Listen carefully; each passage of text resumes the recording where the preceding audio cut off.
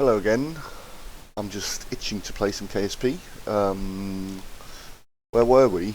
Last time we designed a bunch of new sounding rockets and flew a couple of old ones and flew our X1. In fact, it was such a tremendous success that we decided to end the program after the second flight because we agreed it couldn't be any better than what we already had. So it's just sounding rockets galore. And not only that, we're pretty close to getting early orbital rocketry, which means that we should be able to get into orbit.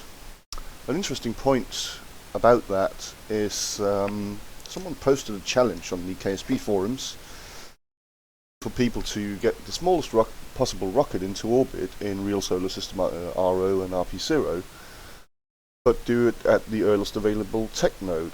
Now, I reckon I can do it with just early orbital rocketry with a roughly somewhere between 30 and 40 tons.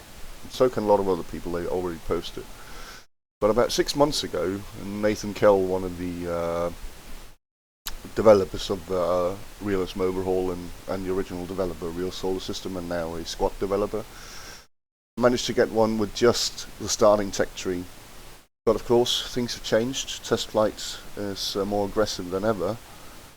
But he just managed to prove that it can still be done with just the A4 rocket and the WAC Corporal. Am I going to do it? No, I'm not. He even did it within the rated burn times, which is 70 seconds for the A4 and 50 for the WAC Corporal. I'm not going to do it because they're a bunch of unreliable pieces of junk, and I'd have to basically fire off an awful lot of them before I actually got into orbit. And so I'm just going to wait because I'm a bit lazy. So we're just going to focus on getting our sounding rockets up, and when we get to early orbital rocketry, we're going to build a rocket to go into orbit. Should be easy. Yes, should be very easy.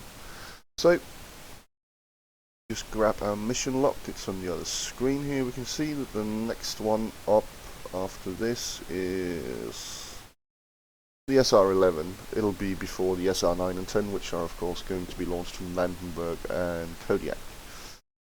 So let's just warp to this one. The SR-11 has a mission of getting above 340 kilometers altitude.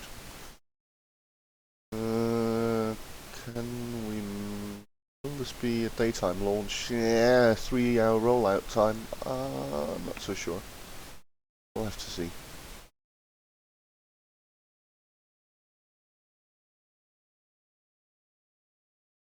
Well, nearly 4 hours of rollout time actually. But yeah, we just want altitude records right now.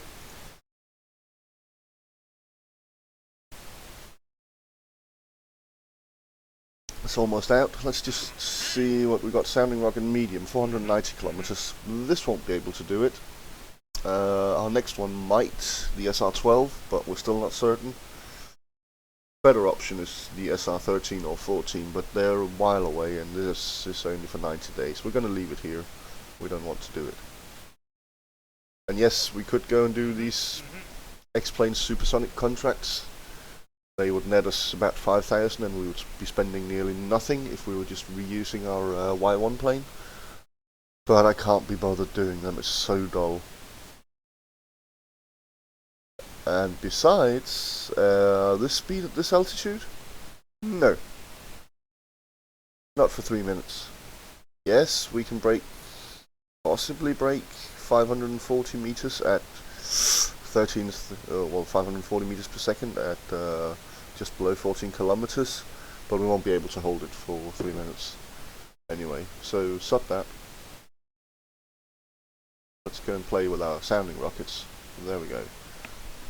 Okay, this is based on the Mjolnir 2 platform, the original Mjolnir 2 platform, which was 3 WAC Corporals in symmetry, clustered engines, if you will, burning for 50 seconds, the rated burn time for the WAC Corporal, and we do have full data units on it, but it's risky. It's so risky because if even one of them fails, we're going to have asymmetrical thrust and it's just going to go all wobbly, and it's not going to end well. Let's just put it that way. So the truth is, I don't have super high hopes for this, because the maximum reliability of the WAC Corporal is not very high. But all we can do is cross our fingers and launch the damn bugger. Simulations showed that it would get to 340, 350 kilometers if all things went well. So let's just cross our fingers and launch. There we go. Boost us off. And stage. And see if it'll right itself. It should. And it's spinning up, and it's going to suffer from some massive, it's already massively dynamic pressure here, because it's got so much thrust to weight ratio at such a high speed. Going to be losing so much to drag. But fortunately, we can actually survive the stresses on the aerodynamic stresses. And there we go. Loss of thrust on one of the engines, but it's only wobbling ever so slightly.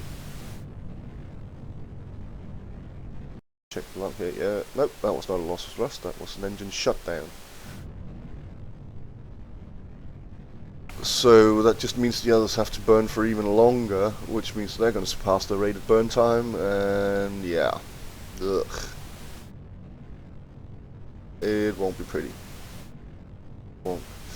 Now there's one thing I think I said in the first episode, also wobbling a bit. One thing I said in the first episode was that you could have multiple failures, so if first you suffered a loss of thrust, the engine could shut down afterwards. That's not true, and I reviewed my old mission logs from the earlier playthroughs, and indeed it wasn't true. It was me with bad memory. There are some talks about it, and there we go. That's another shutdown, and there's the third shutdown. While we still have some fuel left in the engine. Not a lot, but it's not too bad.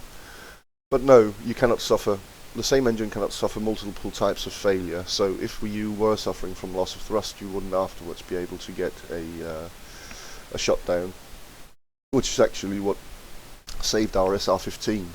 It had a loss of thrust, but then could just go on and and would never shut down. There are some talks about changing that and how to go about it, so it might change in the future, in the foreseeable future even. There's a fair amount of development going on test flight at the moment, both the actual test flight mod and the configs for realism overhaul, which is good. But yeah, 212 kilometers, well, that's fine. Still, we consider it a failure. Apoapsis of 212 kilometers. Not sure how fast it'll go. But it's still going to be a new record. Let's see what the... Yeah, you can go away, and I want to see... yes. These are the Tiny Tim being destroyed. Our previous record was... What's this? Oh, telemetry above... Are we above shores? Yes, we are. Nice. Should have brought a thermometer then. Ah, well. Might do that. Some other point. Oh, I might not. I'm going to bring a thermometer when we get into orbit anyway.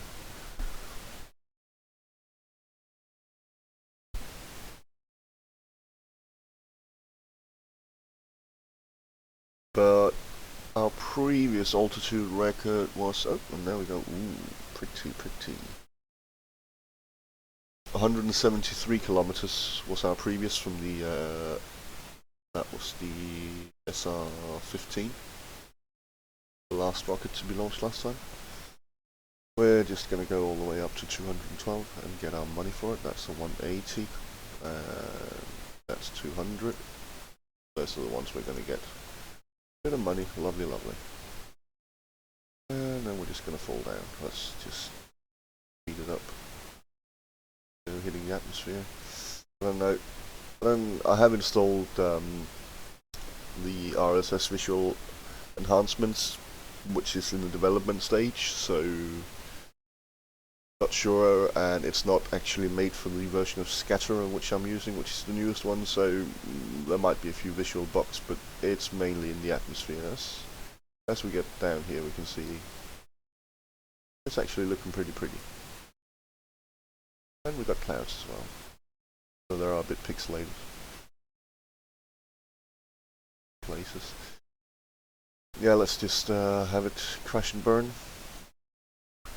Oh, we got a new strategy available. Well, Locan science, that's useless here because that's science from the KSC. And of course oh, lovely. We did actually obtain enough speed for the aerodynamic stresses to tear our rocket apart. It didn't explode. It's just aerodynamic stress.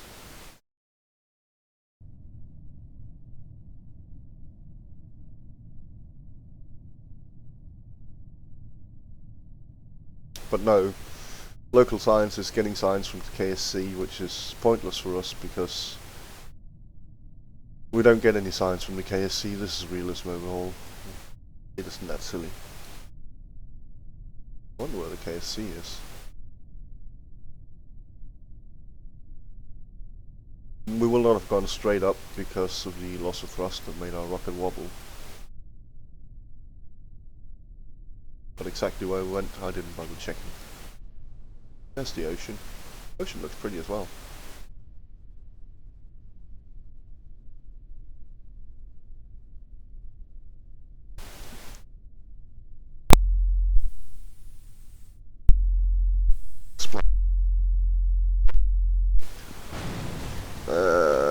Let's get our mission log up and let's see what was our maximum speed. It was 1768 meters per second, and we had a stage 0 engine 1 shut down at T plus 23, stage 0 engine 2 shut down at T plus 60, and then finally the stage 0 engine 3 shut down at T plus 62. Mission log all filled out, and let's get back.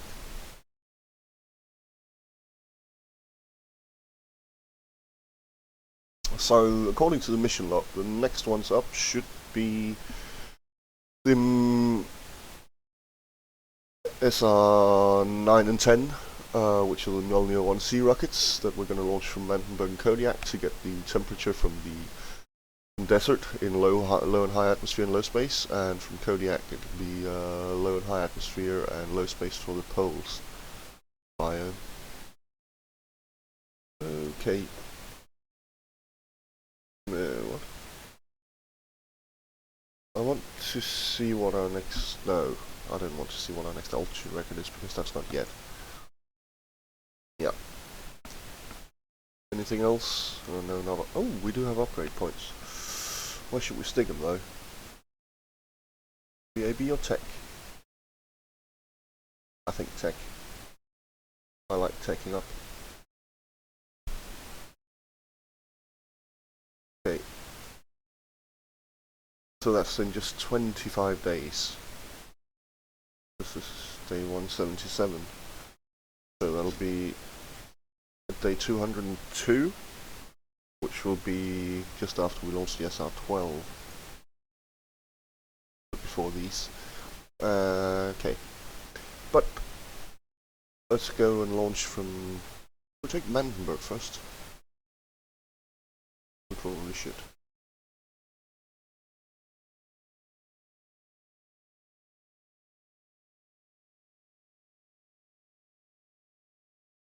Okay.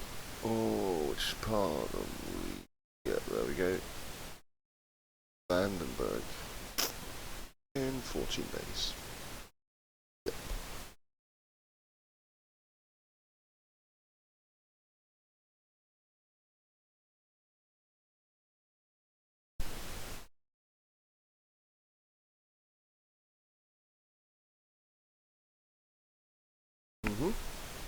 If we can just figure out where it is and what it's doing, there we go.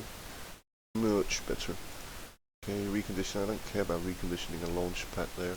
What I do care about is build of this SR9. Yes, I still care about that. 9, maybe 11 days.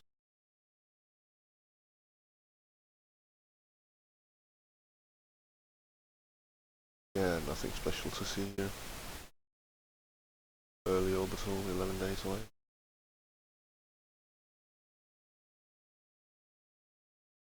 Okay, yes, we know that.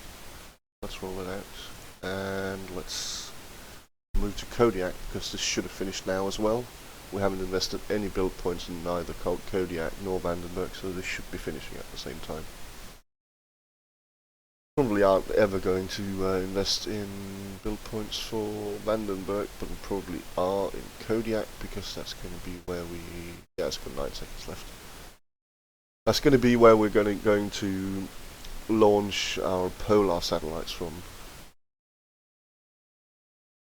There we go, and let's roll it out, which will take 12 hours and 24 minutes. Here in Vandenberg. Back to Vandenberg. Yes. So we're going to get 2 rocket launches in quick succession. And just have to hope that they don't mess up. Now, one of the good things about getting the early orbital rocketry is we get access to the successor to the WAC Corporal, the XASR-1, as well as the AJ-10-24, I think it is. And they're a lot more reliable. And also, they'll inherit some of the data units from the WAC Corporal. I think it's 50%, but we'll just have to see when we get there. Okay, let's walk to complete rollout. And it's going to be dusk time launch. I think it's the best we can say about this. Okay. Yes. And the SR-10 is going to be finished rolling out as well. So let's launch the SR-9. This is tilted slightly east. We think, though it might actually be slightly tilted north. That's because we don't really know which is which. Basically, yes. Depends on which way the space center is oriented, especially the launch pad. But we eyeballed it. We looked at the launch pad and thought we wanted to go basically to the right of the launch pad in order to get over the desert. So that's going to be up that way. Should be desert and mountains up there. We are angled that way, right? Yes. Straight away from me. That way? Well, should be interesting, but let's just launch it. It's the Mjolnir 1C, which is the lengthened version, stretched version, which yeah, 75-second burn time, so it's more than rated. And but basically, this just needs to get into space and capture some new biomes, and we'll be very happy. So let's launch. And stage. We don't care about how high it goes, as long as it gets into space, and as long as it's over the desert when it is. Okay. Yeah, you're supposed to be tilting a bit more. I think it will. Yes. No more 90 degrees for you.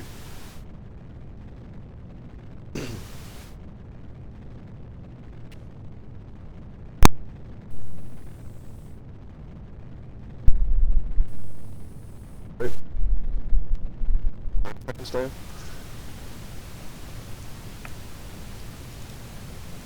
This is carrying a thermometer, but we are flying over the Earth's grasslands now. We can't really use that. Okay. Coming up on the rated burn time. There we go, burn for 50 seconds now. That's it. We're over the rated burn time now. Our apoapsis isn't that high. I think this looks like desert, and we're probably going to end up here, hopefully. Okay, we're still burning. ever so close to getting into space. Oh, there we go, and it's set out, and we're not going to make it to space, but we are flying over the Earth's highlands now. Okay, we're getting highlands. That's going to give us more money as well. And we're also going to be flying high over it. There we go. Yes, we're going to transmit that as well.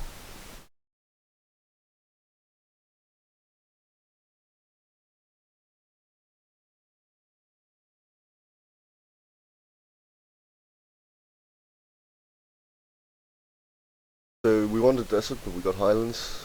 We didn't get space though. Space isn't a major issue though, because space will catch when we do our first orbit, which isn't far away.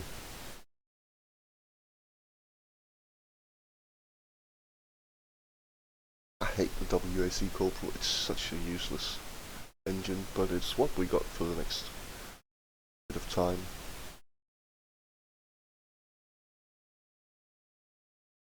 Could go and change it though.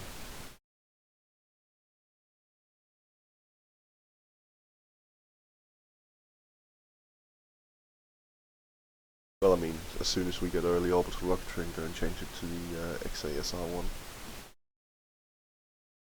Are we going to get the desert? Well, I don't know. Let's figure up.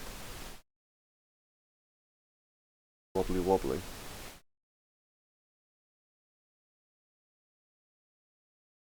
This looks like mountains over here. Are we going to get them? I don't think so. We are how much? 23 kilometers downrange. So, with a bit of luck, we'll get the desert. I think there's supposed to be desert in here between here and the mountains. We might make... Oh, there we go. Excuse me, sir, are you a desert? Yes, you are. Very good. We're probably going to make new sounding rocket using the XASR1, which is the better engine for it, and it's so much more reliable, to catch the last bit of science out here and possibly get mountains, because we, of course, still need the lower and higher atmosphere of the mountains. Still haven't got a clue as how we're going to get low and high atmosphere of jungle, short of building a plane and flying there eventually, and I don't want to do that. Let's get down below 50 kilometers and hope we'll still be over the desert. Get the low atmosphere.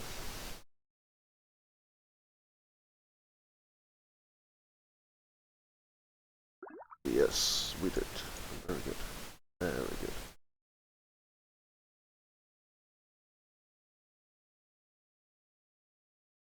And of course I should also be building a sounding rocket to take up biological experiments. Yes, I should. But that'll need to be recovered, so... And I don't want to use the WSC Corporal for it because it's just going to die. I'm going to wait until we get the XASR1. So many things to do, so little time. Well, actually we've got plenty of time. But I might have to invest a bit, all those funds into VAB stuff. Yeah, we get new biomes here, that's Strategia giving us money. Yes, I know. Ooh, the SR9. Well, I'm going to call it a failure because we didn't get to space.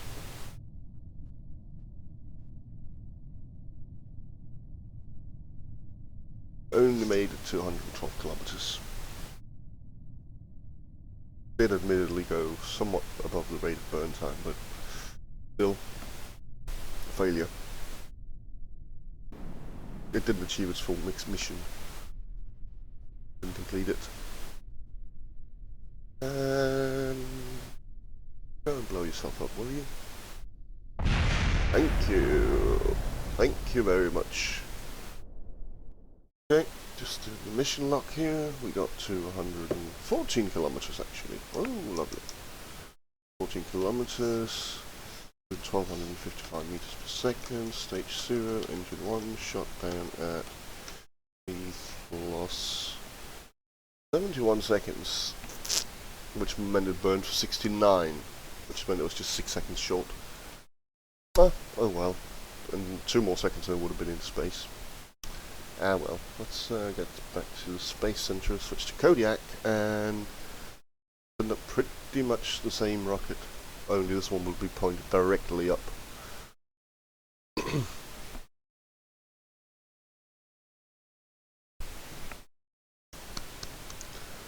Yep.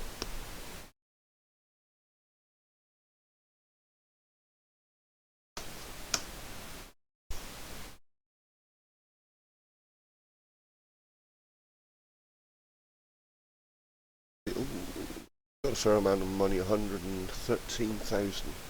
Well, that could certainly be put to good use. It's only dealing with 192 will piece. There we go. Okay, change to Kodiak.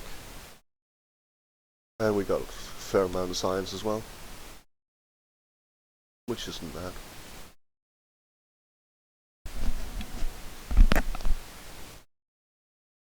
Europe? No, we're not launching from Europe, we're launching from Alaska. No Kodiak.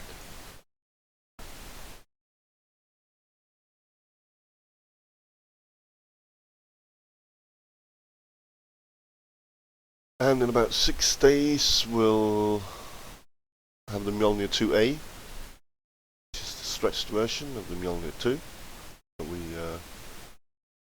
launched. Yeah. Well, let's launch. Yeah, about the Mjolnir 2A for the SR-12 mission. After that we'll actually get the early orbital rocketry, and I think we're going to postpone the Mjolnir 13 and 14 in favour of getting up that first orbital rocket. But again, after the first orbital rocket, we're on for a while until we get some better engines where we can actually control where we're putting our satellites and going to the moon and things like that.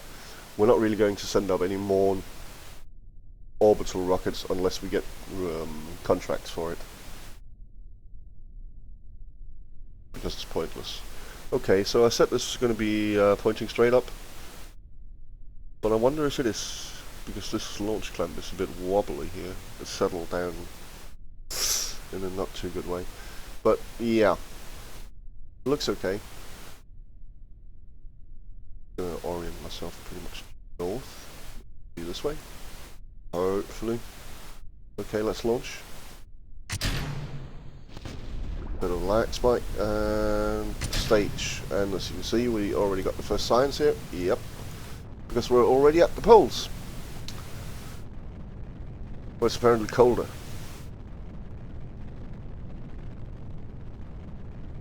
Gonna really want to make this into space, get this into space, that would be really nice.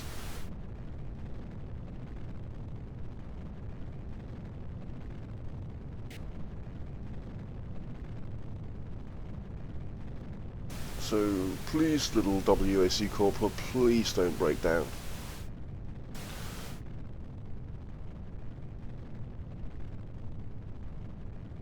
Please don't break down. If we do get this into space, we might actually grab the shores biome as well, which is good because we don't have temperature from shores in low space. And we would like that. Okay, there's the rated burn time passing. Means that we're into very risky territory now. And we set out there. Engine shut down. But we're still going to make it to at least to the lower or upper atmosphere, which is about 50 kilometers. So let's just physics warp up there. Don't really care.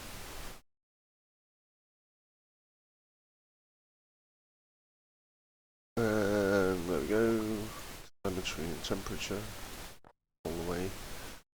2.3 signs and 3 signs. That's 5 signs we're getting from these, plus probably 4 or so from the other, which means that in total 52 signs for now, and that's going to go up. Also, we got more money. We got a new biome, poles. So there are only 2 biomes we haven't discovered yet, I think, are the mountains and the tropics, and we'll definitely get those with our first orbit. And then we're probably going to cancel this strategy with Strategia, because want to make room for different strategies, for example, the moon. And we can only have one at the moment, one active strategy. And it costs a fortune to upgrade and takes forever. I think at the amount of build points we've sunk into things right now, it will probably take more than 800 days to upgrade the strategy building. We don't want that. Which reminds me, can I see that here? No window, KSC upgrade projects underway. Though I should check at Cape Canaveral. Because we really need to get started on upgrading that launch pad. Lovely. Okay, just doing mission log again. For the SR10, that was a failure. Abscess of 60 kilometers, 879 meters per second. And stage 0, engine 1 shut down. Plus. Okay, so here it says the liftoff was at 20 seconds. So, okay, so we've got to retract, so that's 62. Sort of makes no sense, but it sort of does. Because if you look at this, that's exactly the same time as. No, I was confusing it with the SR-11 mission, which used the Mjolnir 2, the one we launched 2 rockets ago. I was just confused. Sorry, I didn't understand why it was different, but now I can.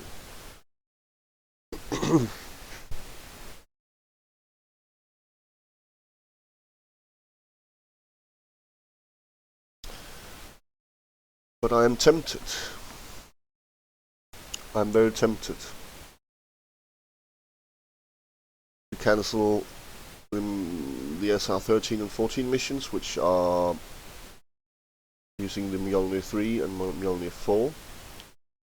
The reason being, as I think I've said many times now, we're just about getting early orbital rocketry, and we do really badly want that XASR-1, so we should change that. Okay, well, yes, of course it isn't here. We need to go to Cape Canaveral. If you haven't got a clue what I'm on about, there's a link to the mission log in the video description, so you can check there, and you might have a clue about my missions. There we go, use Cape Canaveral, thank you. In roughly 4 days. 4 days, 22 hours, yeah, roughly 5 days. We'll get the Mjolnir 2A. That's probably going to end in tears. So many tears.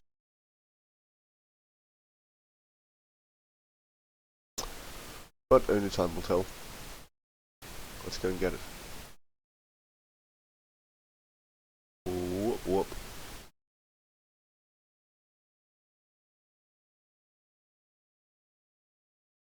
We'll have a lovely daytime launch again, that's lovely.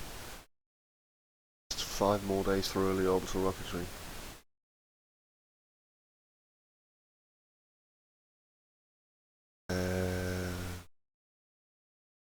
For now I'm just going to push up the SR-14, which is based on Mjolnir 4. Because the risks of this Mjolnir 3, remember, it's based on base, well, basically a Mjolnir 2 lower stage, that's 3 WAC corporals, and then a Mjolnir 1B upper stage, which is 1 WAC corporal, so it's so many WAC corporals that I think I'm going to have nightmares about them. So I'm going to postpone it for now. The SR-14 is based on the Mjolnir 4, which is the 1A4, lower stage with an A4, and then the Mjolnir 1B upper stage. And I think I like that just a bit better. But yeah, we got the SR-12, which we're going to roll out. The SR-12 is based on the Mjolnir 2A, so it's just a stretched version of the one we saw earlier.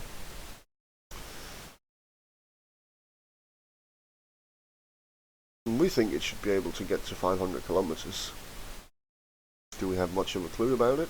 Probably not. Do we think it will get there? No. No, we don't, because those engines. Oh, those engines. They make me cringe. We're launching on day 197. So let's just launch it and let's be disappointed.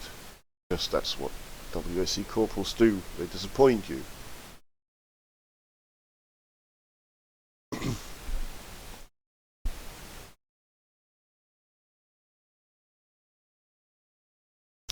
Waiting for disappointment. Loading disappointment.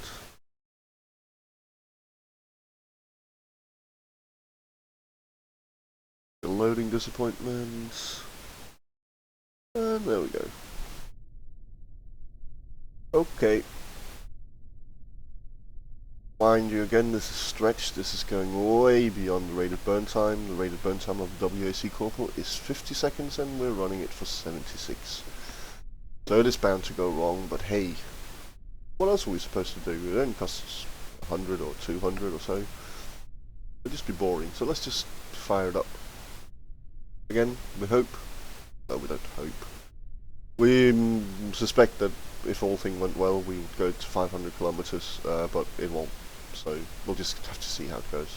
Let's shoot. There we go. And stage. Good staging.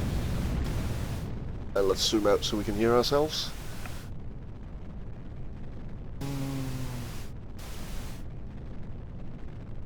At least, well, no, I'm not going to jinx it. I'm just going to not say anything about it, and I'm not going to jinx it. At least we're flying straight up.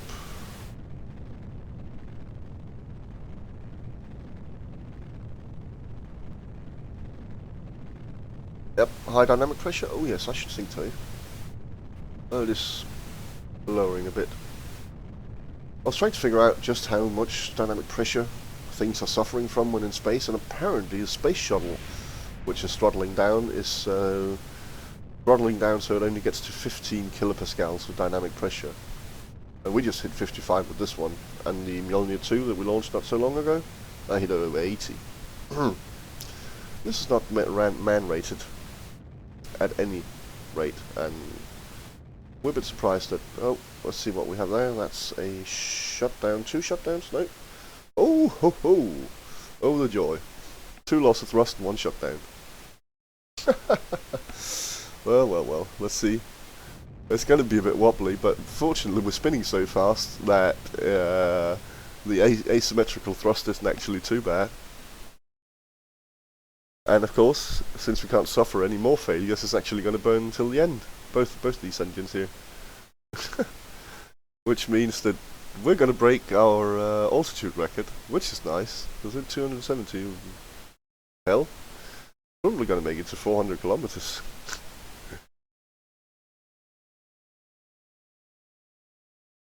Oh well.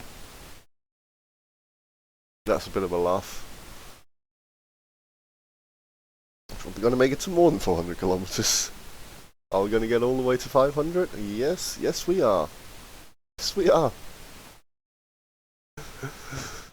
There we go. 506.8 kilometers. And we're in space and everything. Okay. So load some altitude records.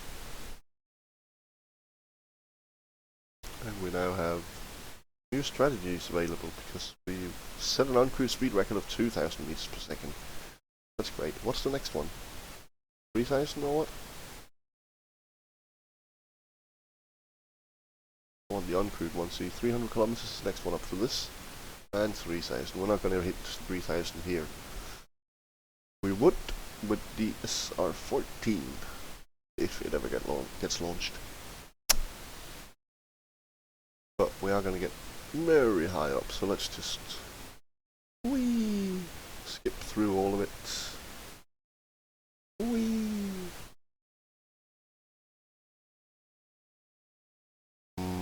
No, we actually might make it. We might actually make it to 3000. And new strategy available. 500 kilometers. Oh yes. Money, money, money. Give me money. How much money is that? That's 135,000. And apparently no science. And okay, that's a bit odd. A bit bugged. See? And we're not down. Well, we are hitting the soup now, so we're not going to go above 3,000. Ah, yes. I think our nose cone's probably going to survive. I'm slightly surprised that it's only the wings that didn't survive. But the rest of it is going to survive. Until it crashes. Smashes horribly into the ground, of course.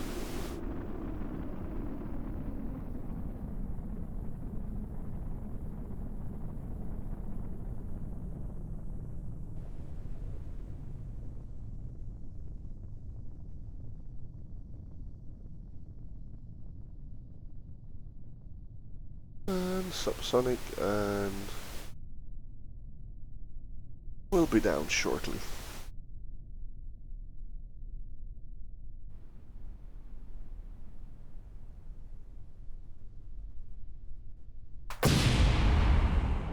Splat. Okay. So, somehow it was a success. So we're going to note it down as such, and we have an apoapsis of 506 kilometers, getting up to 2,842 meters per second, and we had a H0 engine 1, loss of thrust at T plus. T1, yes. H0 engine 2, shutdown at T plus 6. And then finally, stage 0, engine 3, loss of thrust at T plus 65. But we made it. That's the most important thing. Outcome, catastrophic failure? I don't think so. That was a resounding success.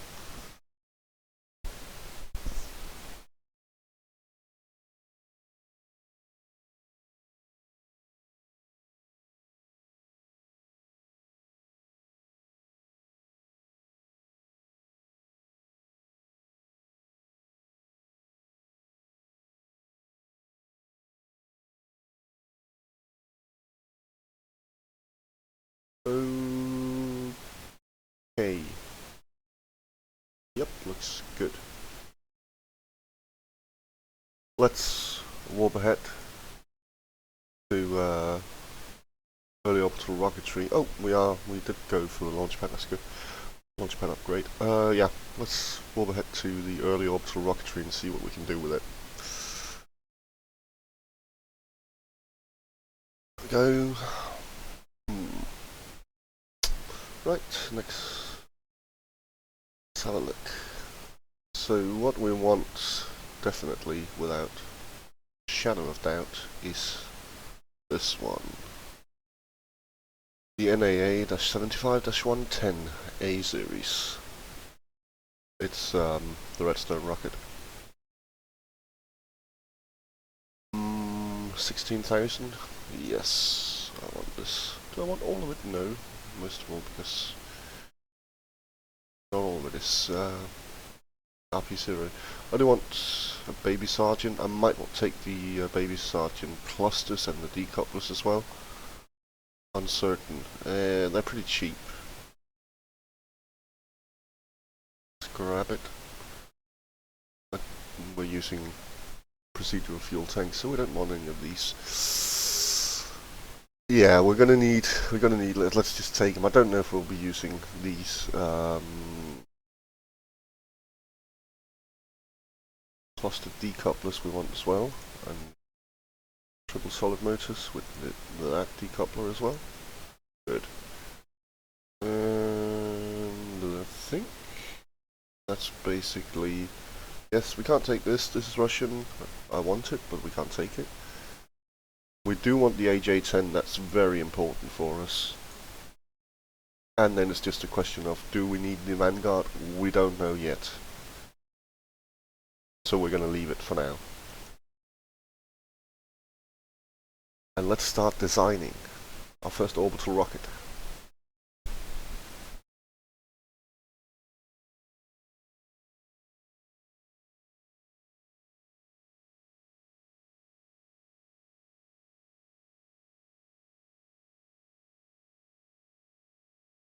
Because we're using these solid rocket motors and they're very unaerodynamic as is, we're going to have to use some fairings. Let's just start a complete new one. Okay, up top we're going to have the sounding rocket telemetry unit. That's what's going to go in to orbit. We can't really send anything else up. The guidance unit, much too heavy. We're going to need them, of course, for the first stages, but not for this one. What do we want? Well, we want a thermometer. Put that right there. Okay, and we want a little nose cone as well. The procedural one. Here. No, it's 0.3 in diameter. Okay, and length is going to be somewhat less, and we are going to make it Titan stripes. Why not? There we go. So this is basically what's going to float around in space. Well, basically I say, because below that we want this. That is what's going to be floating around in space. No doubt about it. Okay, as far as the full vehicle is concerned, we want around 9,400 meters per second of delta V for it. Look at this, it has 395 kilonewtons of thrust, which is less than the RD-103. Burn time, this is an A6 version, it's 145 seconds.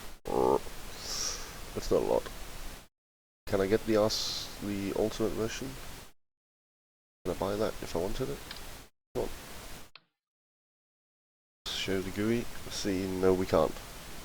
Mouse over it, we can see it requires early construction. So that's going to be a bit of time yet.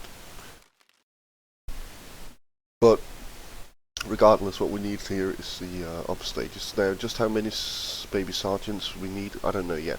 What we're going to do is we're going to stick a secret decoupler below it. Let's just say 0.3. Stick that. Come on. Stick that here. Okay. See, it's still not good enough. Not quite good enough as far as aerodynamics go. So we will need to place them inside some fairings. But what we do want though is we want a procedural tank.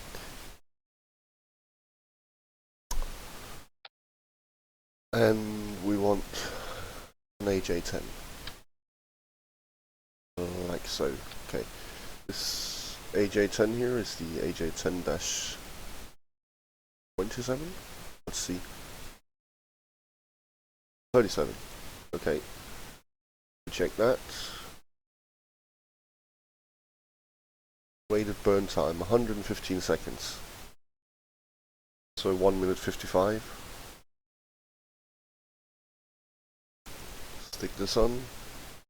See how well, how... Do I want a cylinder? No, I don't want a cylinder. I want a lovely fillet cylinder, and I want gold foil. Yes. Like so. Also want the fillet to be more fillety. Like so. And then I want it to be longer. Not quite as long as 2 meters, a bit less. See, it was 155, so about there. So 156 is okay. This is actually a fairly large amount of delta V now. We're over halfway. So we go and go to aerodynamics and we find this payload fairing base. Stick it on, like so. Also, there are a few things about it that means that this isn't actually going to be the final design, but never we mind about that yet. We are going to need... or are we? I don't know. We'll have to check. Okay. This is... oh, there we go. Right-clicking it changed it a bit, I think, because it... yeah, we are restricted to a maximum diameter of 2 meters. Right now. No, not engine. We want a fuel tank. Here. And that's, of course, also going to be 2 meters in diameter. Oh, yes. Here's what I forgot.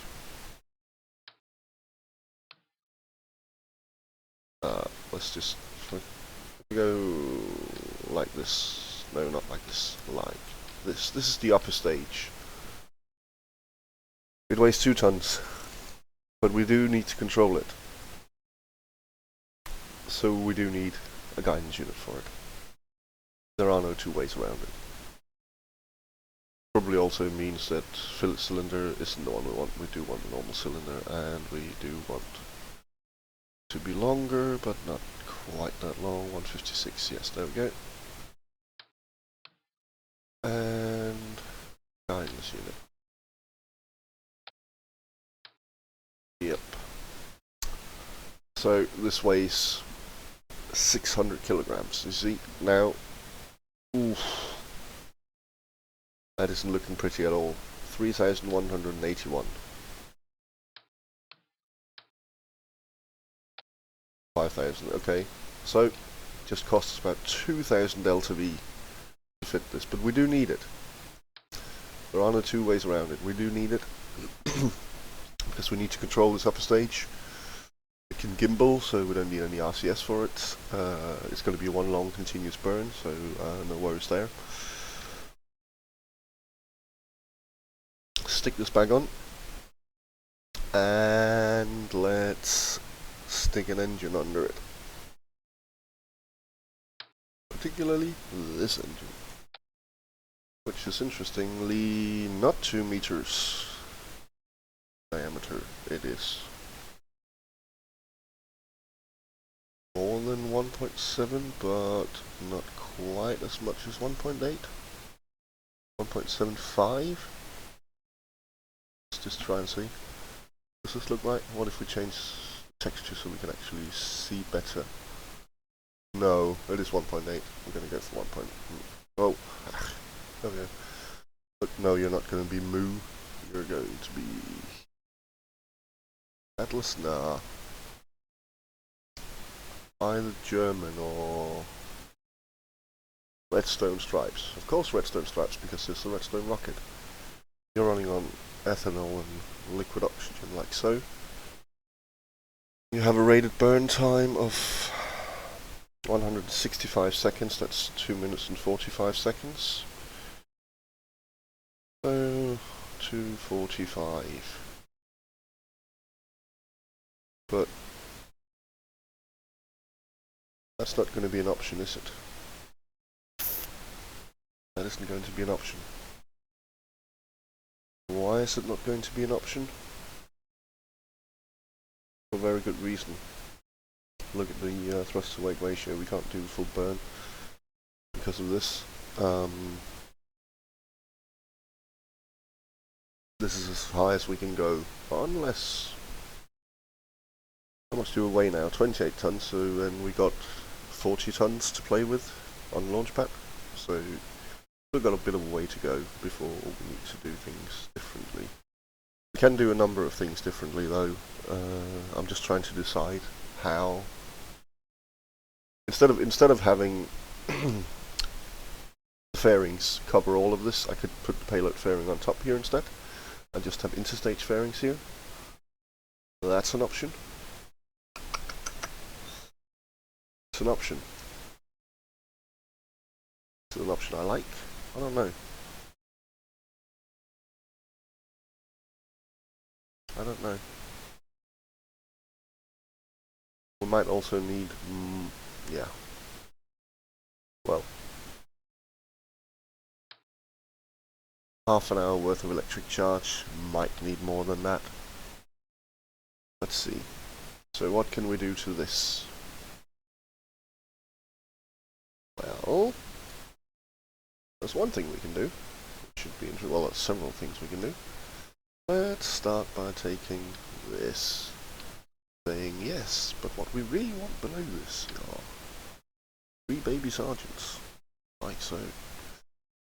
We want the special 3 cluster decoupler, like so. And nope. I'm just messing up now, aren't I? Just drag it ever so slightly down when it doesn't want to stick, and wait for it to go green. No, that was not green enough.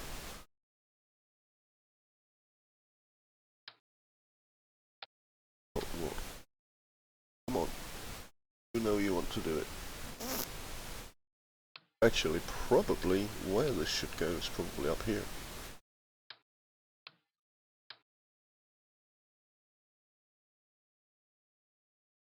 If I could just get the damn thing to stick, I'm going to try and use node attach, see if that helps.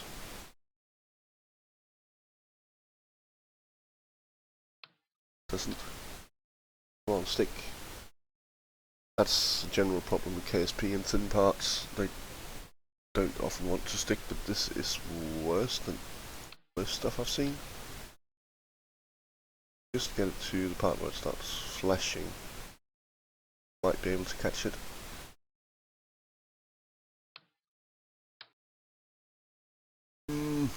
This is annoying.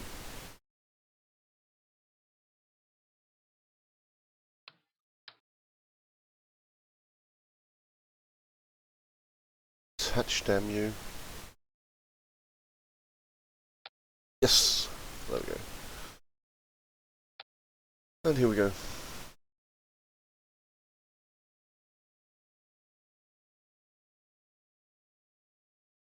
Well, I wonder, do these actually have test flight configs? Yes, yes they do. So, no fiddling around. Oh no. Absolutely no fiddling around with their burn times on these. These will just have to be like they are. Okay, so that's 1600 meters per second. Well, no, not the 3, the 11 cluster decoupler. Want to stay here? What if I hit node attach? Don't want to. I do wonder though, I might be using them the wrong way around. This is an interesting node here. What if we flip it? I'll do this, but that's no good for us. Very, very odd one. Okay, let's try the... Actually, it should say on the description here, actually... Oh, it just says that this attaches to the top of the Sergeant 3X rocket. Oh, it really, really doesn't. Let's just... Oh, that really, really doesn't look right. Does it? Does it look right?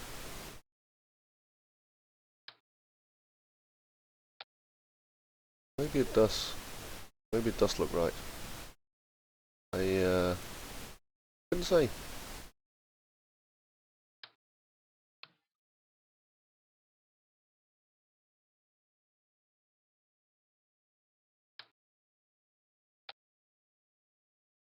Why does this attach to the top? First stage, yes. Users, yes. Attaches to the baby sergeant decoupler. So 11x, yes. Yes it does. Yes it does. And which you say then attaches to the top of the Sergeant X3. How on earth are you going to make that happen? That just looks silly. But this might very well be the way it's supposed to be. No. But sod that decoupler, we don't need it. Okay, as you can see now, we have 3,000 meters per second of delta V. So we need about 6,400 more. If we then take this and say, well, you're probably going to need a bit bigger than this, yeah? Just a wee bit bigger. 0.9. Yes, that's fine. Attach it, like so. And then we need to sort the staging, because that's definitely going to be off. That's completely off. Right. Okay. Get up there somewhere. I don't know where. Okay, so after this one's burned out, we want to detach this one. Yes, this one definitely not yet. Get up there somewhere. Okay. After that one's gone, yes, it's going to be this. Then we want the lower, yeah, that'll be the one there. And above that, it's the cluster of 11, should be these ones. Yes. Of 11, yes. There's the cluster of 3, and which is this one. So then it's this one. And then cluster of 3, which is this one. Finally this one. This one. So we're getting close. And our thrust to weight ratio is still fine. I just need to keep it above 1.2. But there are a few things we still haven't sorted. Yes, we need more guidance. It's a shame, but we do. Where we're going to fit the guidance? Well, we're going to fit it in here. Not out here. That'd be silly. We're going to fit it because we want it to go along with the interstate, because this weighs a lot. Here we go. So we're going to stick that there. Stick this one here. We don't need, these are additive, so when we've got 2 of them we can now support 40 tons. But for the upper stage we need less than 20 tons. What we're going to do is we're going to offset, part offset here.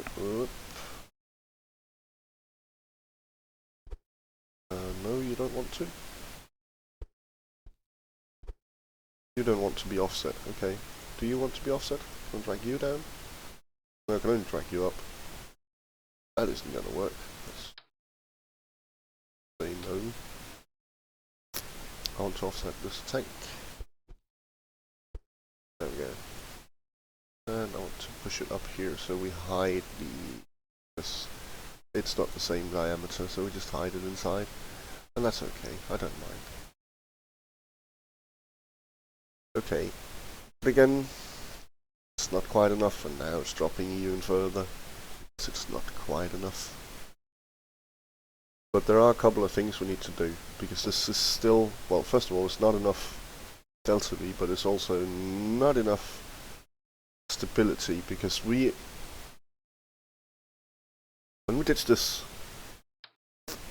we have no control whatsoever, attitude control of the rocket. We can only stage because it's just on a sounding core, and we don't have the delta V to push around a guidance unit.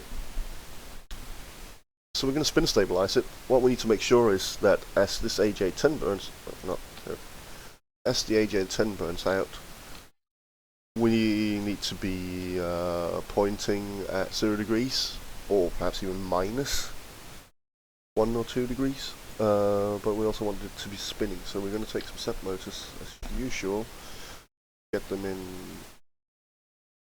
4.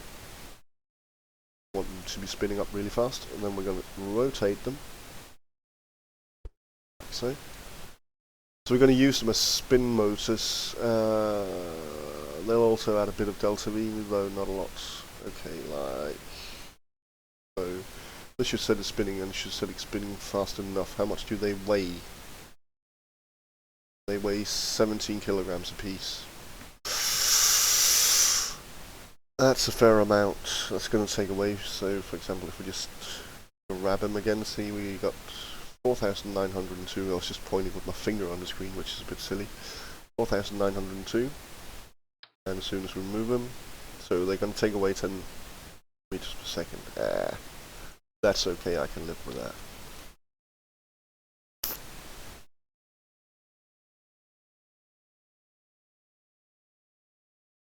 Stick them a bit better. Angle snap again. Here. Everything, oh, this clips into here. I don't like the idea of that. It's probably not, it probably doesn't have an actual effect, but I don't like it. Still don't like it. Okay, there we go. Okay. So that should at least take care of the control, but this is, as I said, this is not enough. Oh no, it's not enough. We need something bigger, better, faster. What we need, so stage.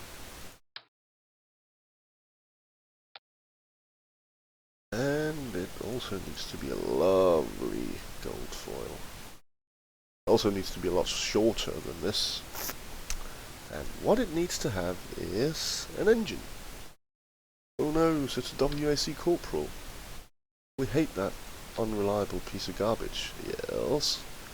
But we love the other one, the XASR-1. Which we're going to be using a lot for sounding rockets, etc. If we look at it, yeah? Okay. What are the differences? Well, okay, let's look up here for the alternate engine configurations. It has 13.7 kilonewtons of thrust and 1 ignition, and it has 235.44 ISP, which is better than the AJ10-27 config, which we can also take, though that has more thrust. So, burn time. 65 seconds for the XASR-1 and 70 for the AJ10-27. Let's start with the XASR-1 and see how this is going to work. Pretend it's going to work, at least. Yeah, let's start by say yes, you are highly pressurized. This is good because it's pressure fed. There we go. You can see that P fed it says, which is pressure fed. Okay, so sticking this one on, we suddenly get a lot more delta V, yeah? Lovely, isn't it? Okay, but it's not enough, we need ullage as well. So we're going to use separation motors once again. 4 of them? Probably not, no, probably just going to go for 2. There we go. Probably just going to go for 2. And then we need a decoupler.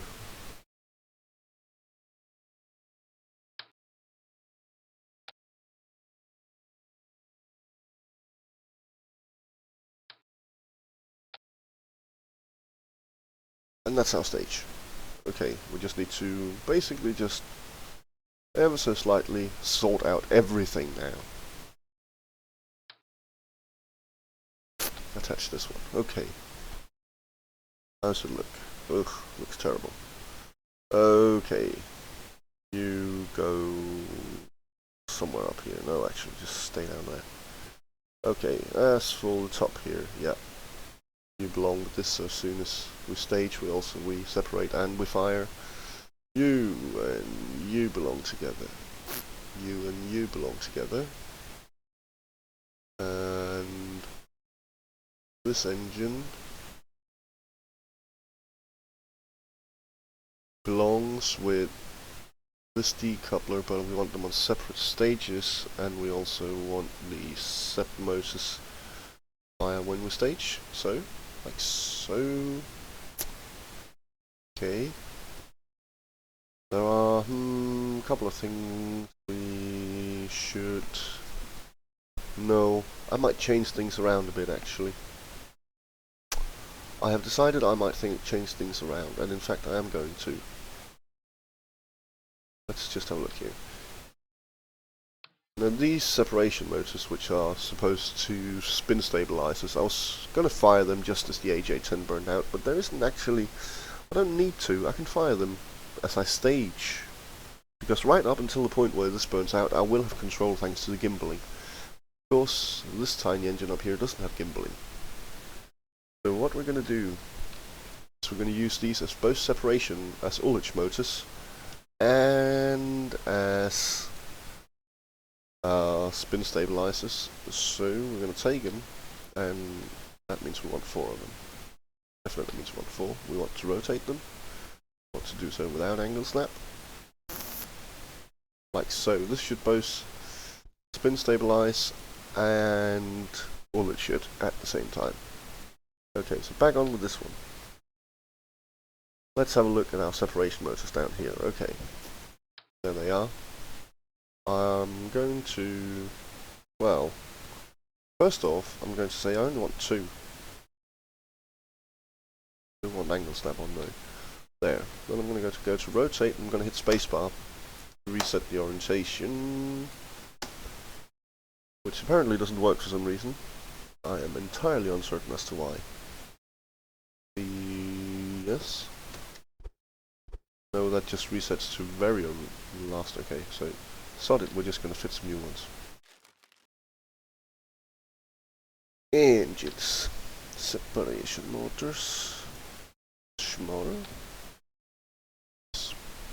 Okay. Stick this one on. Let's have a look at how things are working. Okay. So, once we burn out this little engine here, we want this one to fire, and we want these ones to fire at the same time. Yes, we do. Yes, at the same time. Yes, indeed. And then we'll ignite this AJ10 engine. Once it's burned out, we're gonna rotate. Yes, we are. And then we're gonna light the XASR1. We're going to fire this, fire this, fire this, fire this. Okay, we're still short 500 meters per second. Well, we can sort that. Oh yes, we can. We can sort that because we haven't actually fiddled too much with this. We used XASR1.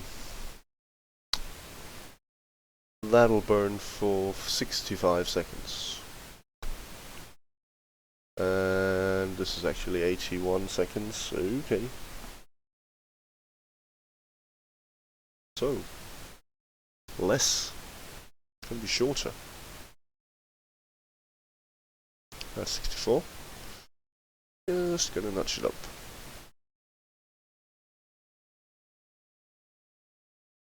$65. There we go. But we're still short delta V. That's okay though. We'll just make another one of these stages. We don't care. It should be okay. Might have to lower this a bit. Might have to. Might. Yes. Right. Drop this one down. Copy this using the Alt. Nope, can't do that for some reason. That doesn't work in Linux. Never mind that. We'll build another stage. What do we care? What do we care? I don't want it here. Because we already set up these. It's going to be the first stage because they're going to spin us. I don't want any more spinning after that. I don't need any more. I've got enough. Fuel tank.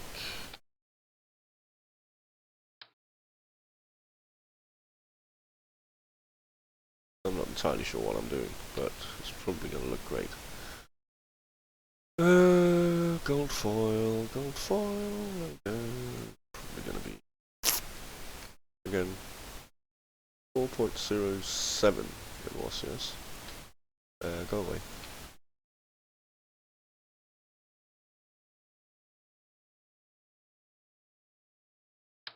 And let's fit an XA1.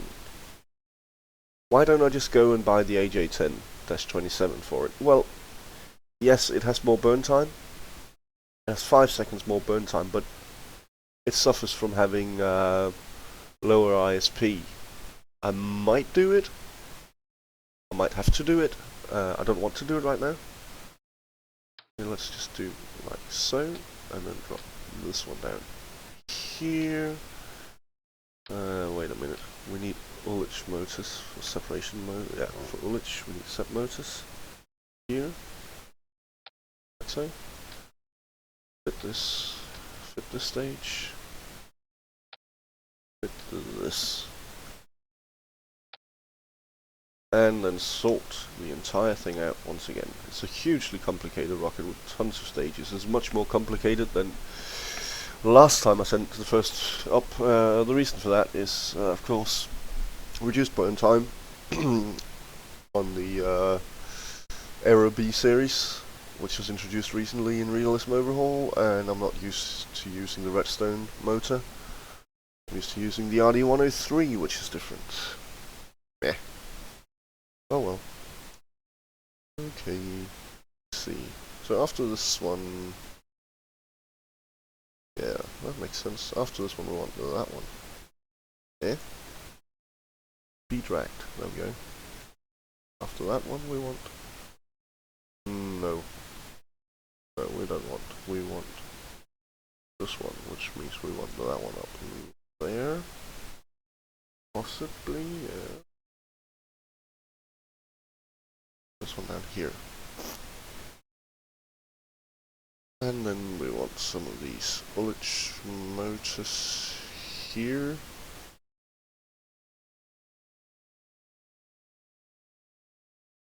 This one's firing here. What's firing before that? That'll be this one. Okay, so we need seps down here.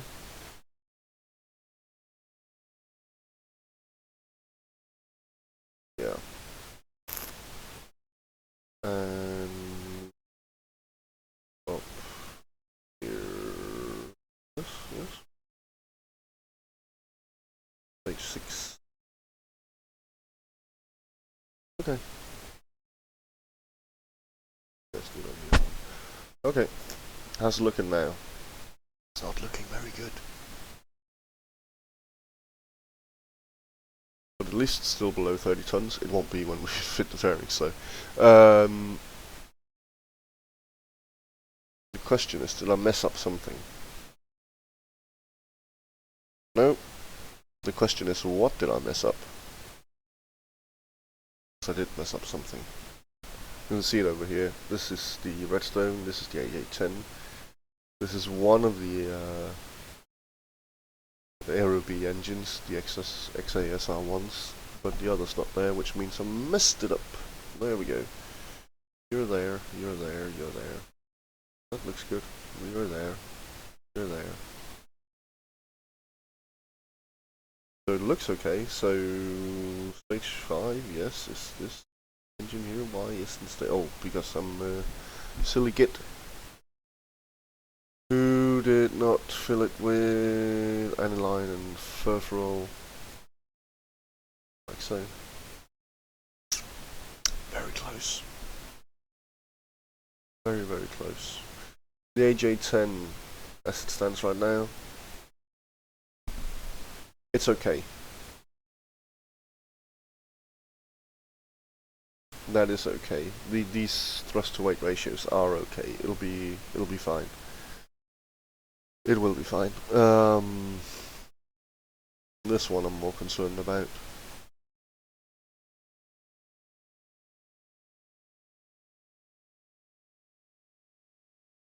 And why is this so difficult when other people can just make it from the very basic starting node? Well, it is so difficult because I want it in one giant stack. I could go and make radial boosters for it, and I might just do that. I might go and buy the Vanguard and use them as radial boosters. Or I could use the A4. Dirt cheap. And that will change things quite a lot. Quite a lot. It's a hugely complicated rocket though, it's got so many stages. I'm just trying to decide what to do and how to go about it. We're short 200 meters per second. Okay, I know what to do.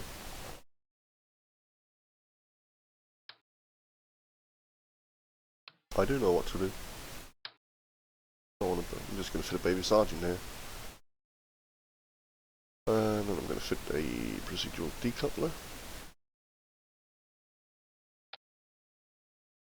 And then I'm going to make it 0.3 meters in diameter. Which looks completely silly because this one's below here, so I might just make it 0.4. Fit this. Boink. There we go.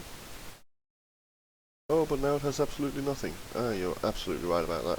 So no clue where these decouplers for the for the new upper stage went.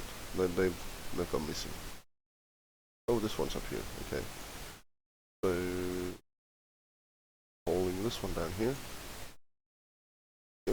And this rocket here is the new one on top. There we go. And this decoupler belongs down here, and then we just need to find this decoupler here. Where did that go? Looks like it went right here. Up you go.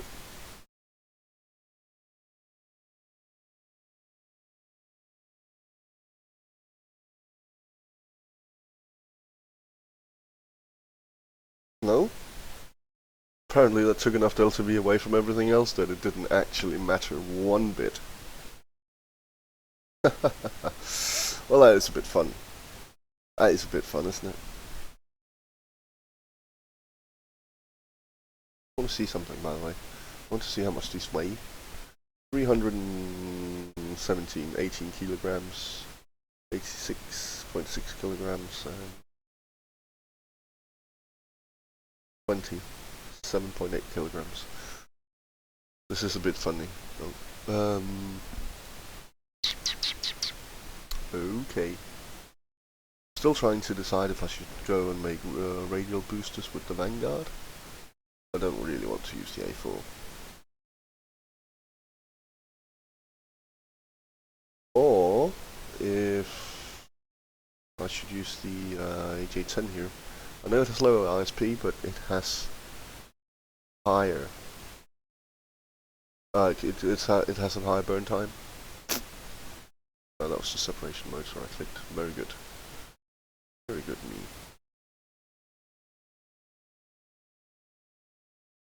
Low GUI, high GUI. And also it has more thrust, of course. Yes, of course it has more thrust and it has a higher burn time. That's going to give us a lot more delta V, but at the expense of more weight. We're going to try it. Yes, I would like to purchase this. Okay, and I want to hide it, and I want to say, no, you're no friend of mine, I want something else. I want... Oh, does it use the same blend? Seems to. Okay, so now see, it's only 41 seconds, but it's got a rated burn time of 70 seconds. So there we go, 71 seconds. And 997, and this actually takes us... As such, this means we have 9,443 meters per second of delta V. And we're using redstone, which is only 1.16. That's a bit low, but I can't skimp on the weight anywhere else. What's going to happen is it's also going to get worse. What I'm going to do now is I'm going to take some fairings.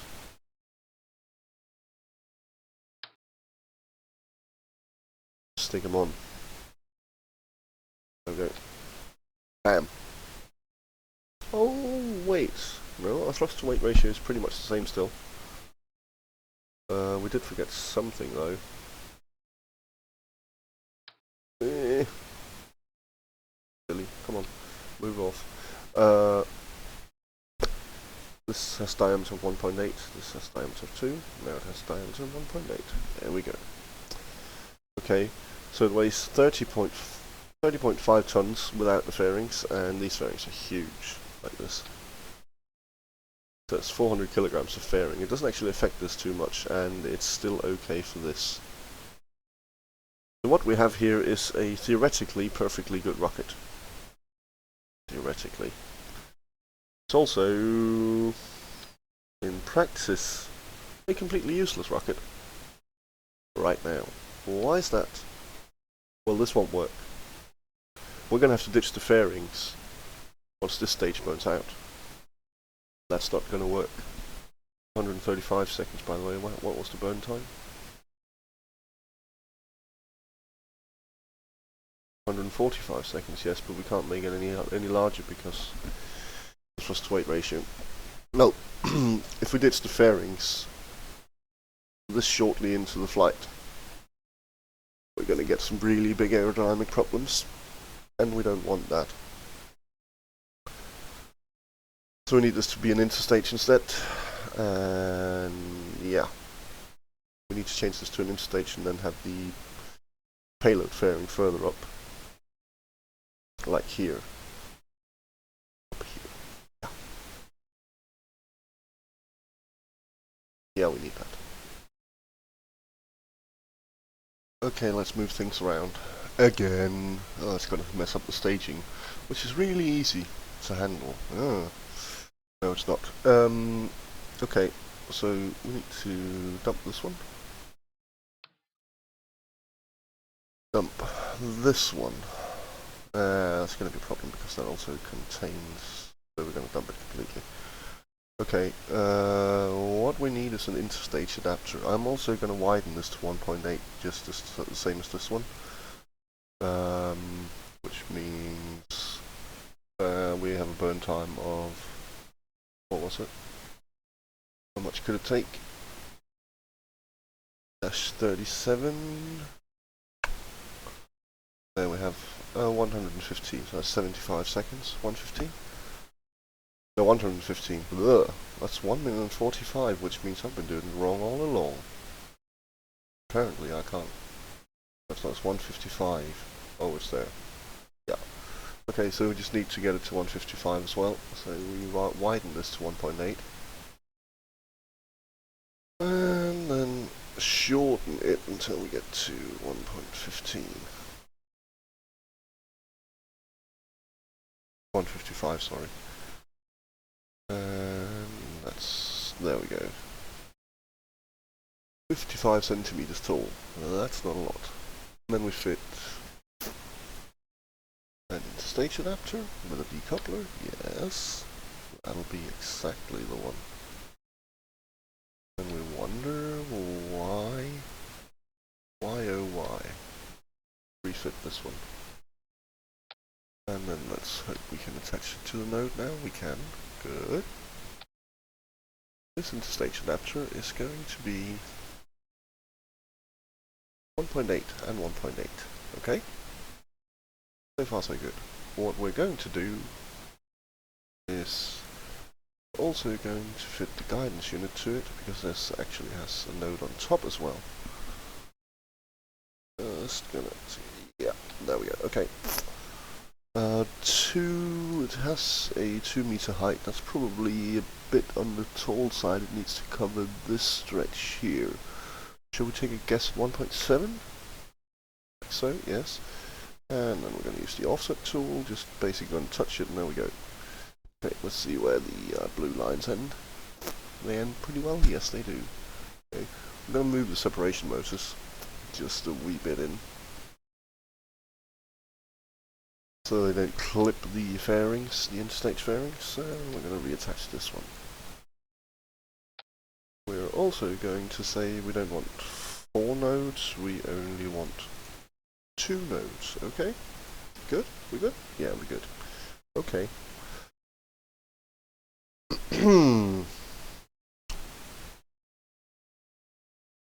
And here is... not here. Here. That's where we're going to place our payload fairing. So off you go. Down to aerodynamics, payload fairing. And fit. And 1.8 meters, like so, okay.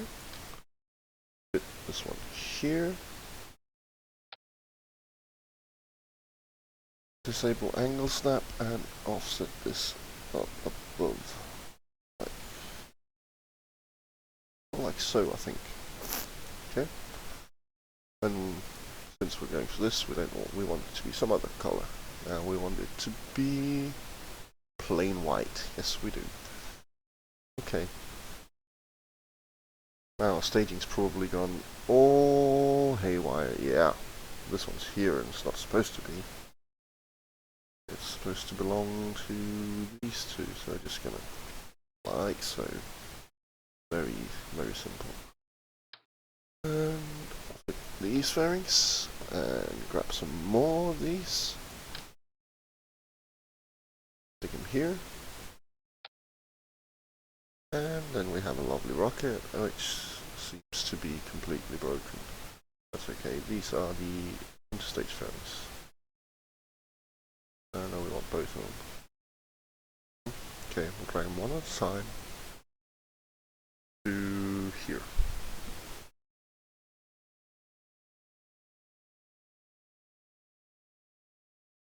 And as far as these go, well, yes. Yes. Separation motors. No, you're going to belong to these separation motors. Okay. But I want the payload fairing to go up here. I want to ditch them before we stage. Like so. Okay, now we have 9,353 meters per second of delta V, which is a bit on the short side again. Oh, and by the way, I've decided that I'm going to make a design competition with myself, so I'm probably going to make 3 different versions, which are probably all going to be quite different from each other, but that's what I'm going to do. Okay, so we have less delta V than we need, but we can sort that out. I am slightly worried about this, but hopefully we can adjust that. I'm going to sort this out, and I'm going to sort it out really simply. I'm just going to take this engine here, and I'm going to upgrade it to the AJ10-27. Okay. And that means I can, of course, stretch this bastard much longer. 111, yeah, 71 second burn time. And we should be fine. Refit these. And they jump into place again. And 9,498 meters per second for a lovely, lovely rocket, which has far too many parts. You don't want to decouple it attached the wrong way around. No, I don't think it... Well, yes, it might be. And I actually don't know if that's going to work. 36 parts, that's not too bad. There are only 2 things remaining. One is this, and we don't want symmetry. We need launch towers. Yes. Want 2 launch towers for the look of it, probably, mainly. Like so. 1 feeding each tank. I'm gonna lower the whole thing down a bit. Like so. Okay. And then we're going to give it a name. Now, this is going to be called the Phantom 1. A. This, our orbital capabilities program is the Phantom program. Oh, and yes, you need to be not here, you need to be here. Lighting the engine first, because it needs to spool up, and then we'll release the launch clamps. So, like so. Yes, our orbital capabilities, which is both the first orbital rocket as well as the when we're going to do some re-entry tests, etc. That's going to be the Phantom program. Now, the reason we're going to hold a design contest with ourselves here, or I'm going to hold a design contest with myself, is that I'm designing this based on a mindset which is probably outdated now. This is basically how I did my, well, I did it in previous playthroughs, using the RD103 engine, but we also had a longer burn time on the Aero B series. So things are different now, and that's why we have so many stages. I don't think I've ever been up to this many stages, and that's why everything's a bit... This is a hugely complicated rocket with way too many stages, and yeah. I should really try something else as well. So this is the Phantom 1A, okay. Phantom 1B is going to be largely the same, and then yet again not. We're going to go with sounding rocket telemetry unit, like so. Yes. Okay. Once again, we're going to stick a thermometer on top of it. Let's just zoom in a bit. Still dealing in the small stuff. Okay. That's, yes, from this angle it looks more centered. Okay. I'm going to stick a procedural nose cone on top. 0.3 and 0.2. And let's get Titan stripes. No, white side. White side is fine. Okay. Below this we're going to have a fuel tank. That's a big fuel tank. Yes it is. It's also too big. And we're going to stick this one on here, and we're going to make it an AJ10-27 straight off the bat. And we're going to make this a cone. Well, the top is 3. And we want a better texture. German looks good. German's a nice texture. Let's make sure, yes, it's highly pressurized. Let's fill it. Let's see what's the burn time of this, and why did you go there? You're supposed to go down here. 47 seconds. Well, 70 seconds is better. 70 seconds is better. So let's just make it longer.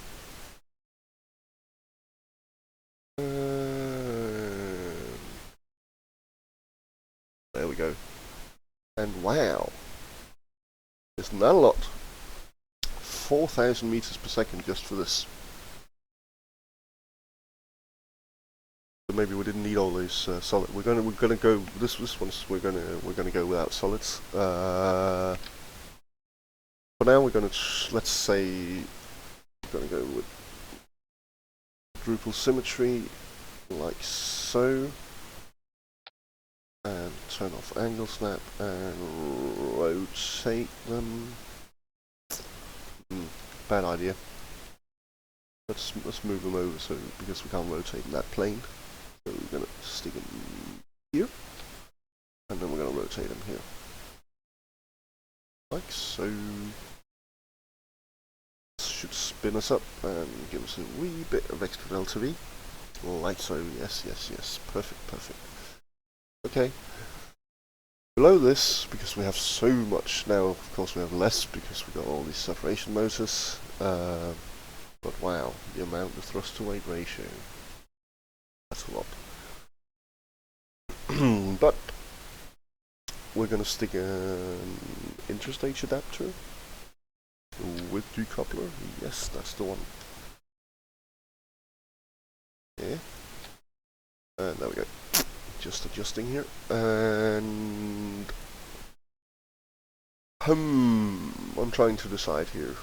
Yes, let's just make it 1.8 at the base, and then make it 1 meter near the top. Yep, and the height. Ooh, no. Much shorter. 0.5 perhaps. This might look a bit wonky, and I might adjust it. Yes, I'm going to adjust it. Otherwise, it's going to look silly. 1.5. Okay. Offset it. Okay. And see that no, we do actually need more height. 0.7. Back to offset. Yes, that looks good. We can work with that. Definitely work with that. Okay. And let's fit a fuel tank. Yes? Maybe. Let's maybe fit a fuel tank. Let's maybe not. Let's maybe fit control unit. Let's maybe fit it up here. Like so. There we go. It's going to clip in, but it'll get ditched with the rest of it, so it's not an issue. Now let's go and fit a fuel tank. You are 1.5 meters. Well, yes. Now you're not a cylinder anymore, now you're a cone. Which is going to be 1.5 at the top, and 1.8 at the bottom. And redstone stripes. Yes, why not? And you're going to have an AJ10 S37 engine, which is, I believe, pressure fed. Yes, it is pressure fed. So it's highly pressurized, that's good, and it's running off UDMH, IWFNA, and again, I can't remember, was it? Yes, it was 115 seconds, which is 1 minute and 55 seconds, remember? Terrible at remembering. Sometimes, okay, so just a bit longer, 151, 16, okay. 55. Like so.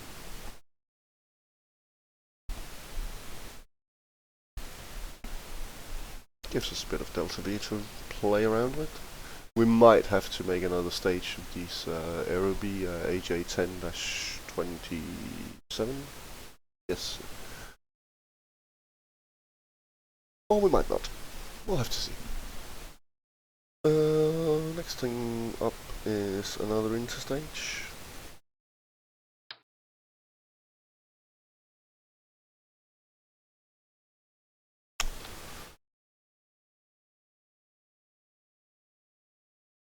And 1.8 and 1.8, like so.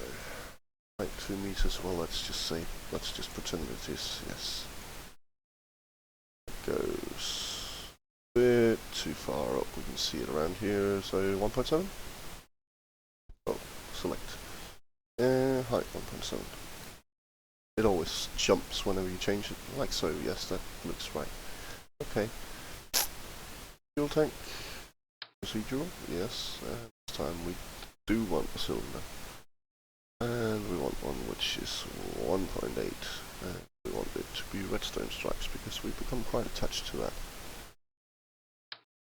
This should theoretically work well with this, though this is actually using German. Maybe we should change it. Change it to German? Sort of. Yes. Okay. And you don't need anything pressure fed. So this doesn't need to be a fuselage, it just needs to be structural. Fill it with ethanol and liquid oxygen. And we try to remind ourselves, how long will this burn for? 145 seconds, 225. Okay, 2 minutes and 25 is the maximum burn time. While we also... well, that looks about right. And... hey, would you look at that?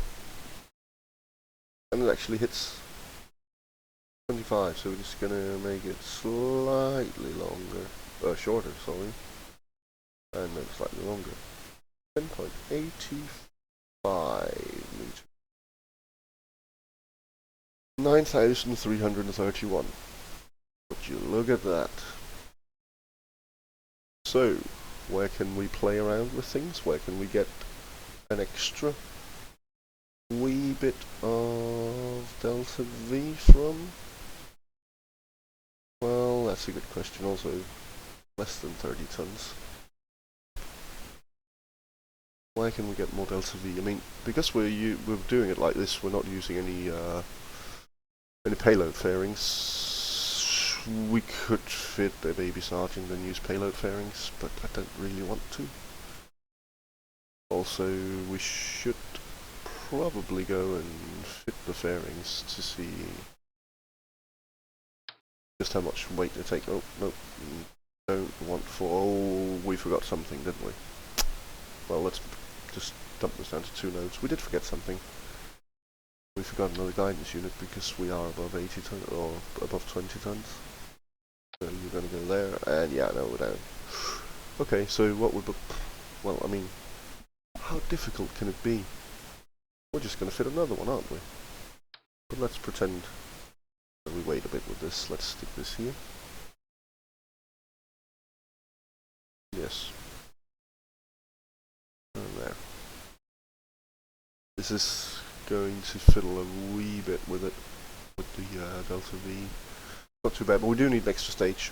We do need an extra stage. And because we need an extra stage which doesn't actually, see, this is way too much thrust to weight ratio. I'm pondering something which is using the XASR1 instead, because we're not going to be, we can make this easily break, but we're going, okay,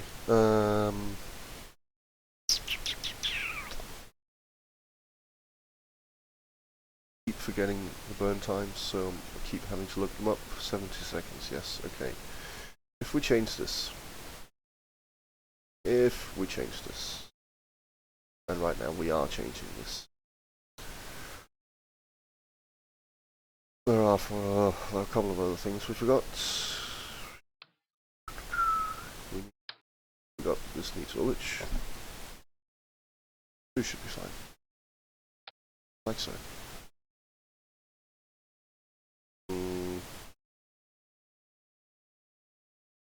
No. No, actually, let's just fire up the ullage motors at the same time as we drop this. But let's actually not do that. Let's tell me these don't have a test. They have a test flight. Config, but that says rated burn time 3 seconds. I like that a lot more than I like 1 second, because it's very hard to react in that time frame. So dropping it down to 35% makes me a lot happier. Like so, means I got much more time to react when ullaging, and that's why I don't mind. We're just we're doing it all at the same time. What else? Yes, then we fire this one, then we fire this one, then we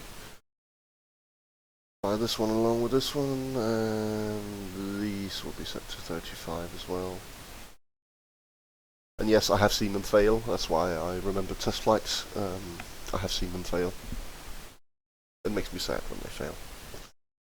Again, we need just a wee bit.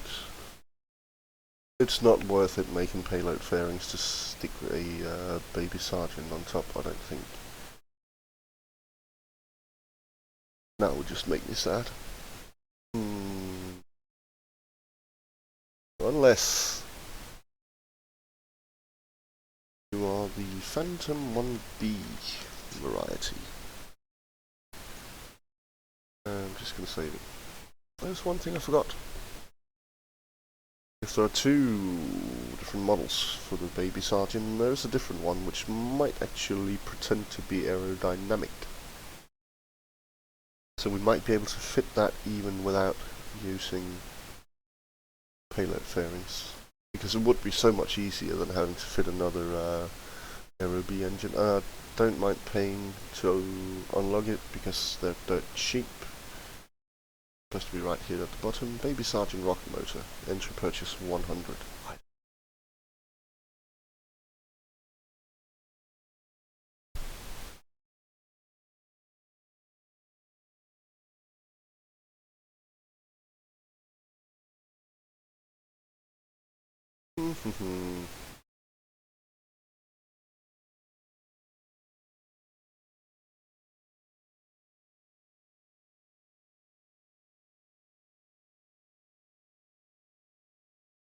Yes.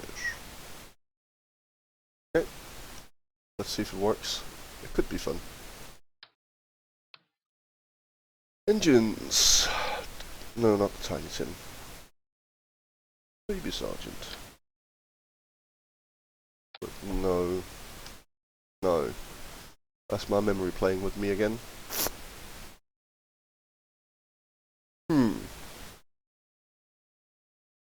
I could make something silly. Should I make something silly? I think I maybe should. But it depends on whether or not I can make something which is also not that silly. First things first. Let's check that. Let's stick a decoupler on here. See if it... No, it doesn't. But if we don't use this one, goodbye, new baby sergeant. You are a waste of 100 credits. Because I seem to recall that when we take one of these, they will get a shroud. So, yes. That means we just need to drop this down in diameter. I think it was 0.4 roughly. Yeah. Not quite, but not 0.5 either. 0.4. Or 3. It is a bit of a mess, really. Yes, 0.43. Okay. Then we touch this one and we change it around. And we just need to sort our staging. It's a bit wonky at the moment. There we go, you go there, you go there. Where's this one? It's there. Hi. Go there. Okay. But it's not quite enough. Not yet. 9,364. It might be enough, it might not. I'm not sure. Okay, we need a 70-second burn time here. But we need to change this around so it's 0.4. What was 0.43? Come on.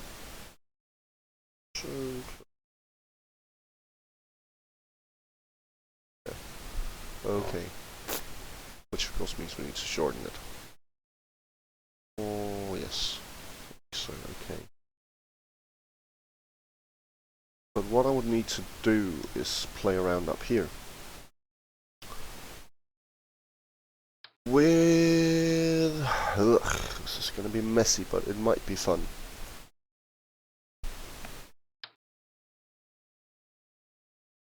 Wait.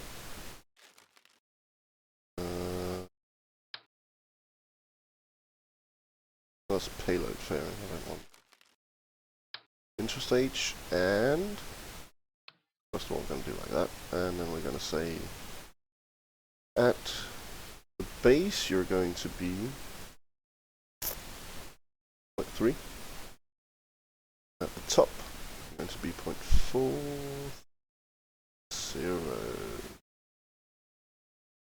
Yes. A lot lower than that. So, okay. Then we're going to take you, flip you around. Like so. You know, we're going to make sure you stick. This time stick. That's probably because of these huge... I can get around that. We don't need 4 nodes. We need, in fact, just a single node here. Oh. There we go. Okay. Well, actually, it wasn't point... No, it was not... You're supposed to be smaller than that, aren't you? We want you attached... Where? Here? Quite probably, yes. The top's going to be smaller yet. Like so, 0.2. You are 0.2? Is that what it is? Yes. Let's stick a fairing on you.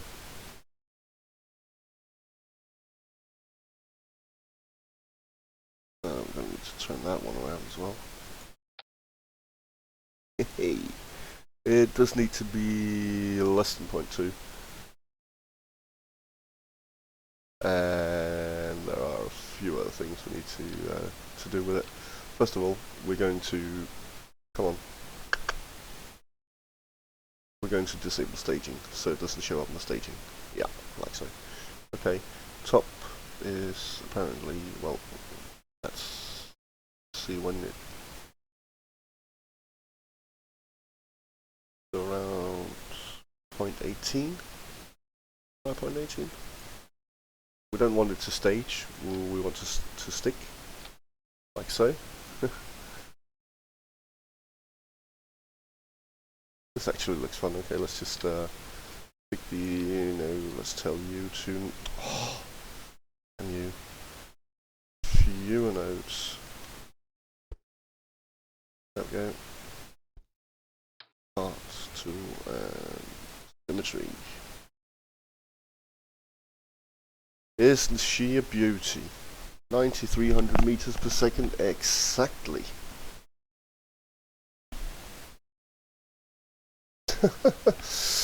Oh dear, I'm not entirely sure what to do here.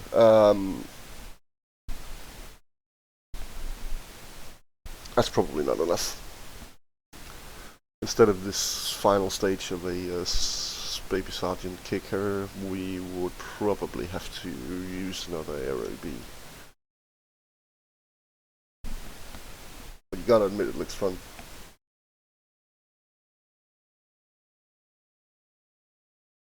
We will also need to just fiddle around with this a bit to fit the tank here. But it looks like a funny little rocket. Looks like a funny little rocket. Oh, yes it does.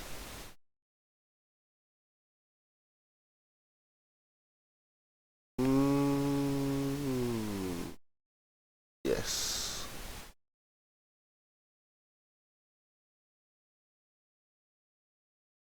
$9,300 is not enough.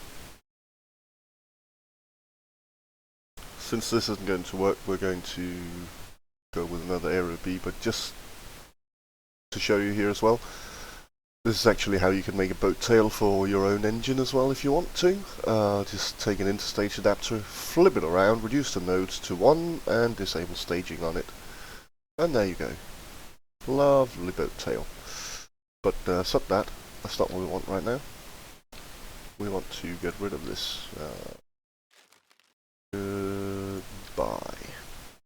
Goodbye, goodbye, goodbye, goodbye indeed. And indeed, let's get rid of more of this.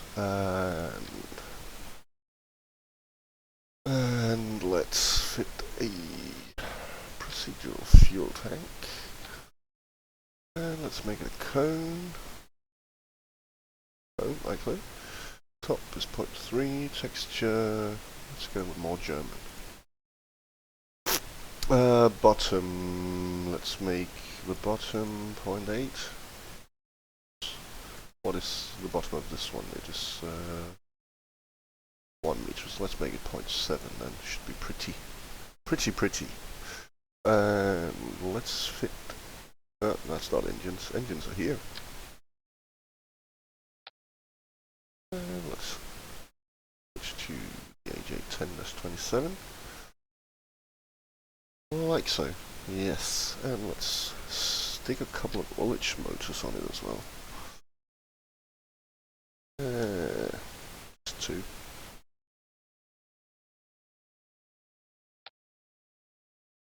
Like so. We don't need to spin these because we'll already have a spin stabilization in the other stage. What we do need is we need an interstage adapter. Yes. You're a bit big, aren't you? Make this 7 and the other one. So let's just make that 1 and 1.7. Let's just make it 0.7 all the way around. 0.7 and 0.7 and 2 nodes. 2 nodes, yes. Just 2. Stick it on here. Just check that. That looks, no. That ain't gonna work. More like 0.4 perhaps. For height. Like so. Okay. And there we go. And 0.4 is not enough. 0.5 might be too much, in which case we'll put it at 0.45. Let's see. Okay. I wanted to offset this part. goes up here. Yeah. Okay, so 0.45 it is. There we go. Silly fingers. There. Like so. Okay. Great. Let's attach this one and let's change it around a bit. So at the top it's 0.7. There we go. And then of course we need to shorten it because now it's got far too high burn time.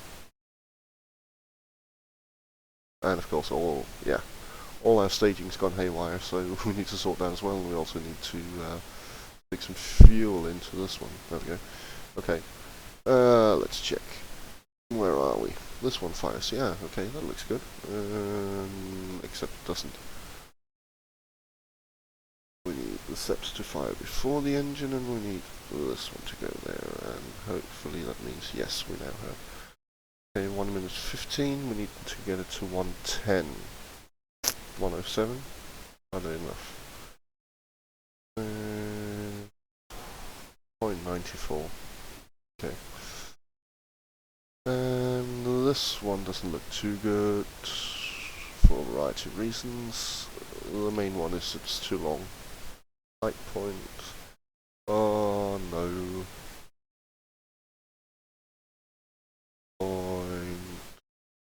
What if we set at 0.6? Where does it go then? Is that good enough? Might be.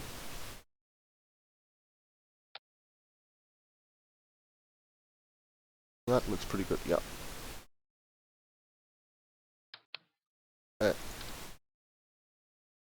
Symmetry. Symmetry. Look at that. 9,800. And that means we can afford to lower the first stage a bit to get the extra delta V from it. Let's stick some fairings up here as well. Let's sort all the staging out now. Okay. These are the... which ones? These are those ones. So... these ones here don't belong here. They belong up here. These ones belong here. There's one thing I forgot, which I will sort now.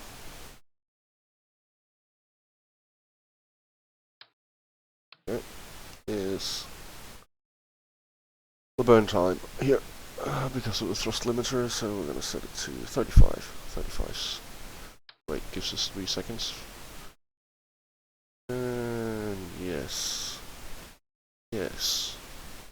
Now it looks like it should.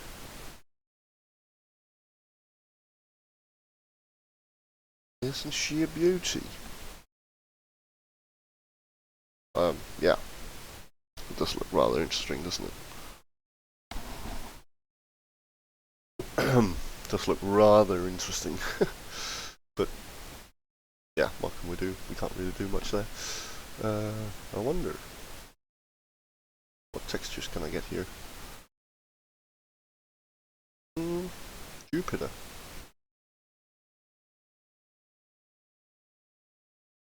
There's Long March, Titan, Soyuz, Salt, something, Atlas, Jupiter.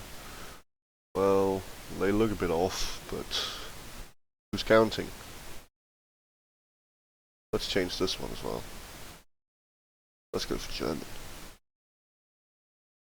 See? Let's go for Jupiter on this one as well. Next. Where was it Jupiter was? Jupiter there. Okay, that does look terrible, actually.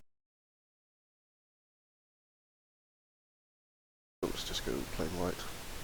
But up here we can probably use Jupiter.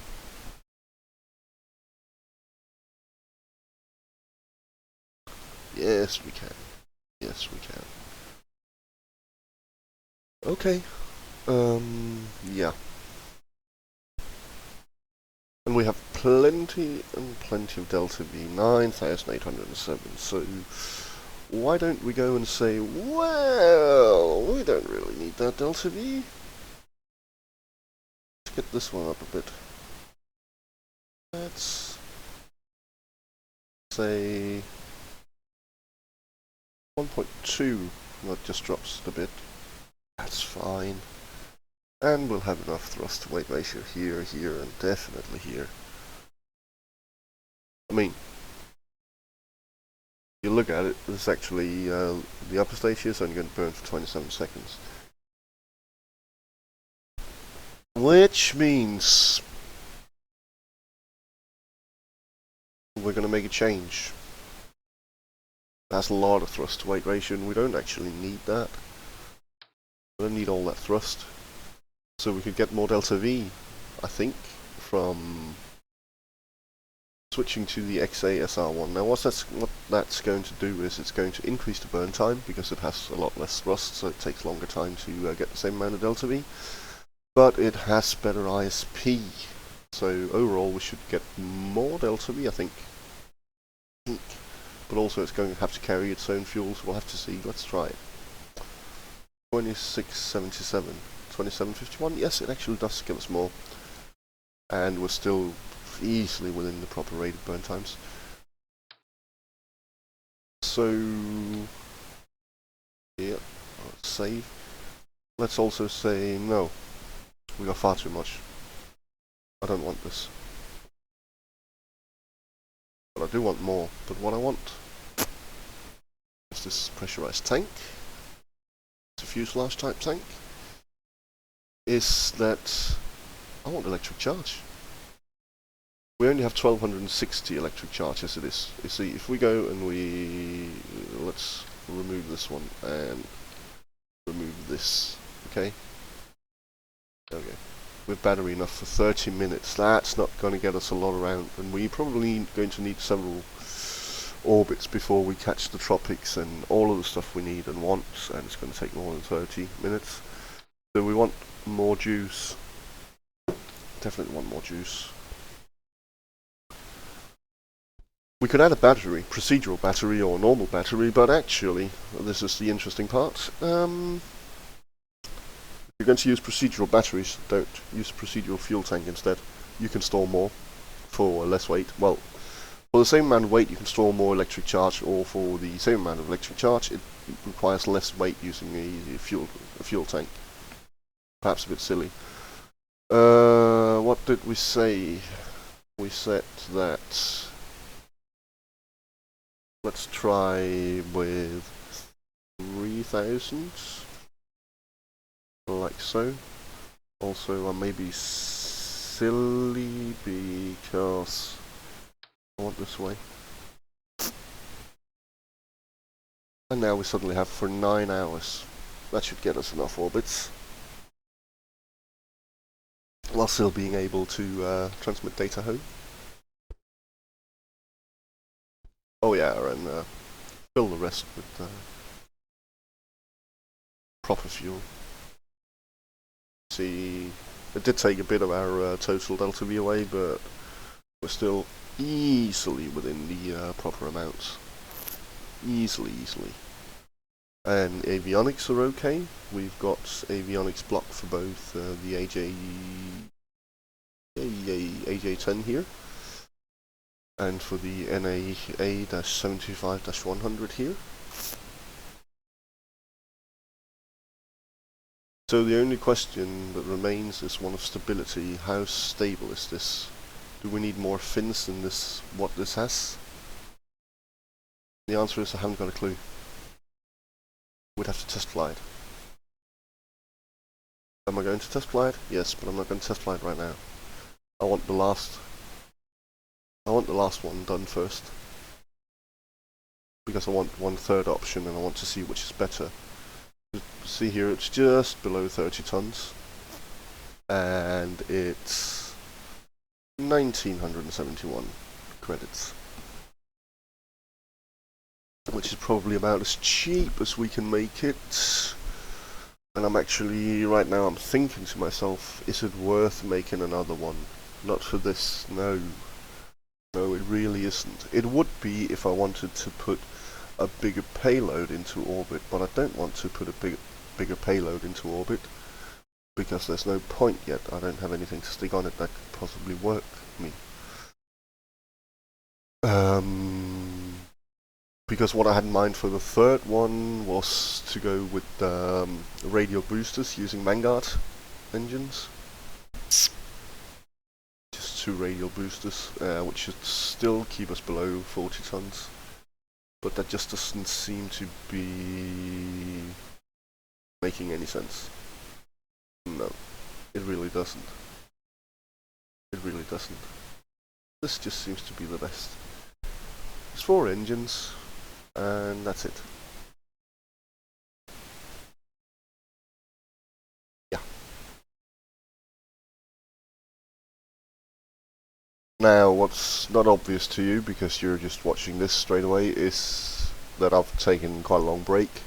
And in that time I've also thought about, so what do I want to do? And yes, I'm going to stick with the fact that I don't want the third option. In fact, I don't even want the first option, the Phantom 1A we made, because it's too complicated. There are too many parts, too many stages, and the more stages there are, well, the more risks of failure we have. But I did consider one thing, which is that we're burning this for the full 1 minute 10 seconds, but only burning this for 41 seconds, and we could come up short as well. I'm going to do something. I'm going to reduce this one. Oh, also, before I do that, I wanted to see something if I'm right. Now, I'm going to place an arrow B right here, and then I'm going to enable the test flight. See, that's 10,000 data units. Yes, okay, but what if we change it? What if we said, now you're an XASR1? I know we're not using that one, but humour me for a bit. Up. There we are. Yes, and it doesn't actually say here. There should be a tech transfer. I think it's 50%, so we should have 5,000 data units. There's tech transfer from the WAC Corporal and on, and it should... see if we can just get rid of the window then altogether by somehow clicking something. There we go.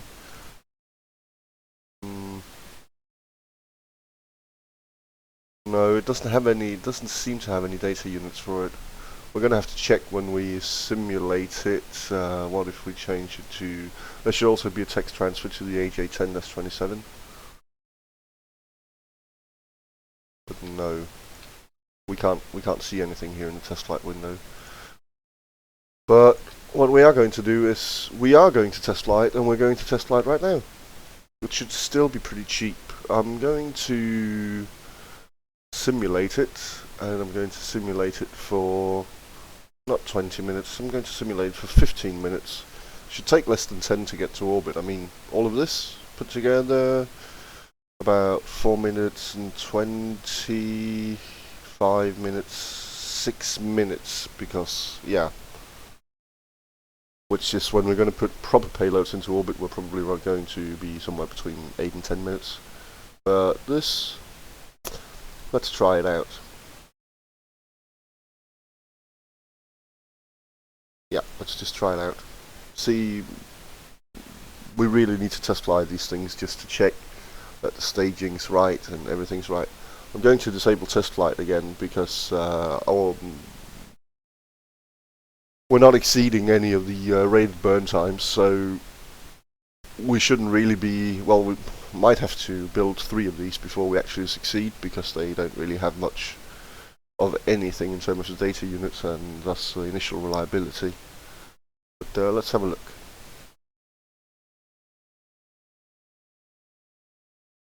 I just want a nice clean flight where we can just see how would this work if everything is going okay. Oh yeah, and I said I was going to change it around so we had the less burn time here and more burn time here. Apparently I'm not yet. Let's disable part failures. This is going to be a nighttime launch. Oh, also one thing I just noticed, which could be problematic. I forgot to launch stability enhancers. Oh well, let's try it. Anyways. Yes. It is generating lift, but it seems to be stuck on the ground. We are generating thrust. Okay. Right. Let's revert to the editor. And this is why you do simulations, because you always forget something.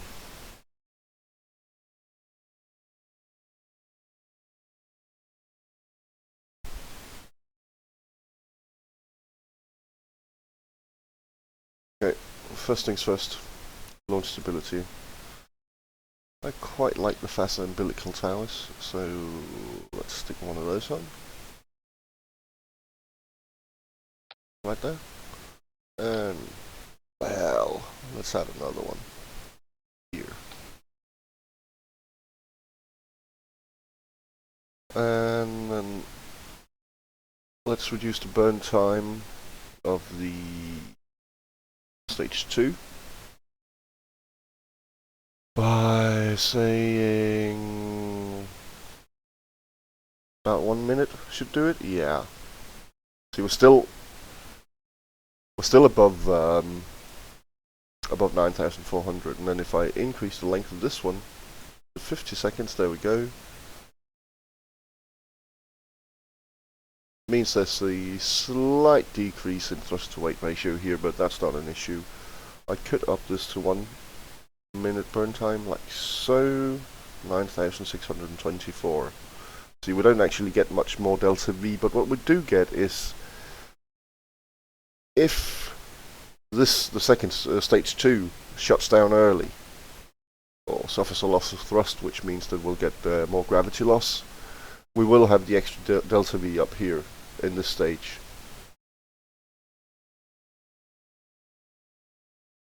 So yeah, let's just, it's a bit on the large side. Probably going to go for something like this, 1.35 meters in length, 56 seconds. Yeah, that's good. So basically, remove when we enlarge this one, we add delta V to this stage and remove it from this one because it has to push more. Let's save it. Let's see again. Also, I wonder how much delta V we're going to expend by waiting for the engine to spool up. Let's sim again. That was the first one was 120 out of the window, but hey, who's counting?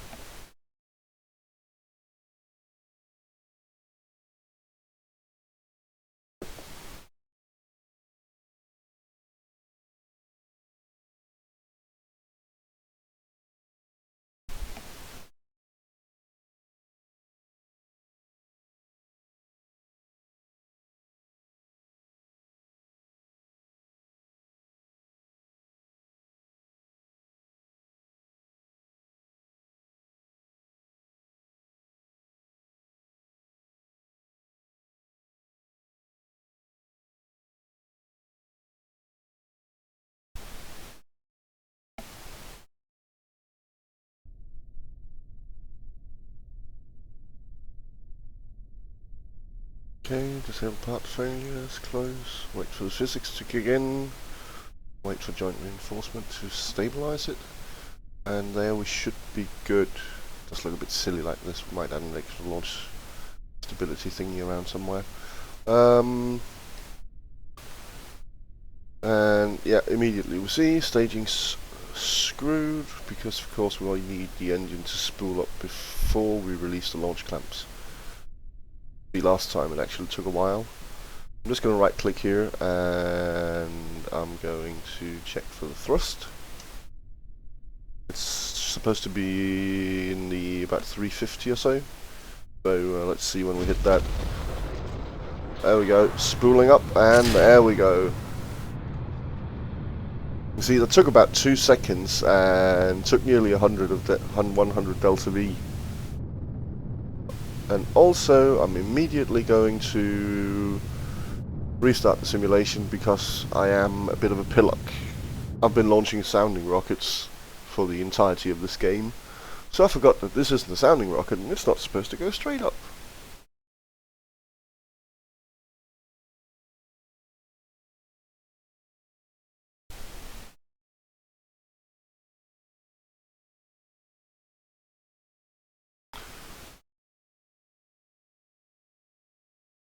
Alright. Just waiting for it to revert. Can take a bit of a time. It's okay though. There we go. Let's disable part failures. Let's immediately sort our staging. Here and here. And I am a bit of a lazy git. I prefer designing the rockets over flying them, so I'm going to use ascent guidance, but it's not just, well, fire and forget like it is in the normal. There are a couple of things you need to do. Limit throttle. It's not super important, because let's just go over how you do ascents here. First of all, what you need to do is edit the ascent path. If you're just coming out straight out of stock, your turn end altitude will be about 70 kilometers or so. You can't really use that here because you're never going to hit orbit. You're just going to go up and you're going to fall down before you even get out of the atmosphere. I'm going to try with 160 and the standard 40-degree turn shape, or 40% turn shape. I also want the final flight path angle to be 0 degrees, which means that we'll be pointing 0 when we hit 160 kilometers. I expect that it's about thereabouts, just, well, or maybe slightly after that our second stage hits it. I'm not sure, that's why we're doing these, because we need to find out what our flight profile is going to be. So, and this will change depending on the type of rocket you have. But there are a few things you need to do. You really should limit the angle of attack. That's how far it deviates from your prograde vector, which can make it terribly unstable. I don't know how stable this is because it only has these fins here to stabilize it, and that's not necessarily good. Also, another thing is you can't throttle these engines. Later on you get throttleable engines, but you can't. In any case, there is no engine that can throttle below 10%. So stick to 100 for now, at least. That's what we do. And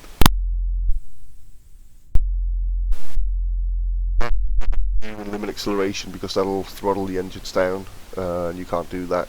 The only thing you want, I mean, even if McJeb tried to throttle it to 50%, it will still be at 100 because these engines are locked at 100% thrust. The only thing is that if you go to 0% thrust, it shuts down, and we only got one ignition. So another thing is McJeb likes to, for example, if I set that I wanted my actual orbit altitude to be 200 kilometers, which is reasonable. What it would do is when the apoapsis hit 200, it would turn off the engine and coast. We don't want to turn off the engine because we only have one ignition. So what you want to do is set this really, really high. In this case, because this is from a time when I was launching geostationary satellites, I wanted it to actually stop when it got there. But you just set it really, really high, and it's not going to mess with your ignitions. And that should basically be it. And then you can see how it goes when we fire this. And one of the things about the ascent path, I'm just going to go over it here, is, as I said, the AJ-10, which is the last stage we can actually control, we want that to burn out after we hit 160 kilometers, after we hit our turn end. We just hope it's 160. That's one thing. Another thing is your turn shape. You can make it steeper or shallower. 40% is the default one. I'm going to go with this here. If you make it, I might have to make it steeper, because what it does is, you can see, it's not actually a straight curve. It goes up steeper and then it flattens out. And so you can make a steeper trajectory, and I might have to do that because of the staging. I don't want to be somewhere where it's pitching over really hard when I stage, because before I can actually fire this one, which has gimbal and thus can do attitude control, it might wobble, it might flip over, but we're going to see how it works, and probably best to see it in action. So, everything okay? Just going to wait for the engine, check the engine spooling up, and there we go. Lift off. We have engaged the autopilot. We also told it to start the gravity turn at 100 meters per second. Could probably do it a bit earlier. But we don't know if this is even stable. Also, one thing is, in one of the last versions, McJep wants to do a 180-degree roll. And it will do that. I don't actually know how it can do that, because we have no roll control. We only have pitch and yaw control. Well, should have, through the gimbal. We're still stable. That's a good thing.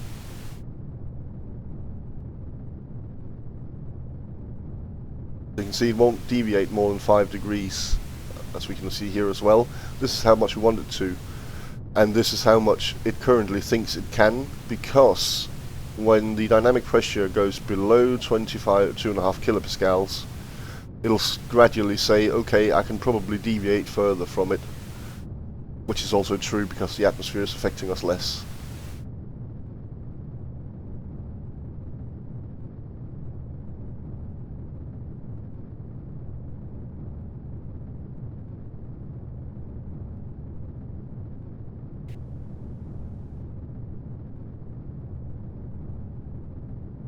So everything looking nominal.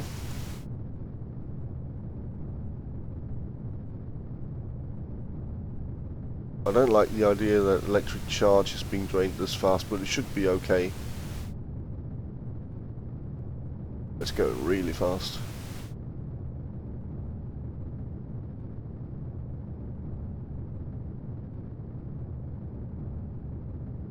Okay, we're up at 25 kilometers, which means the pressure's fading out nice and slowly. Pulling 3 Gs, and 30 seconds still left on the stage. Apoapsis is going up. Should definitely, easily reach 160 while we have the AJ10 stage burning.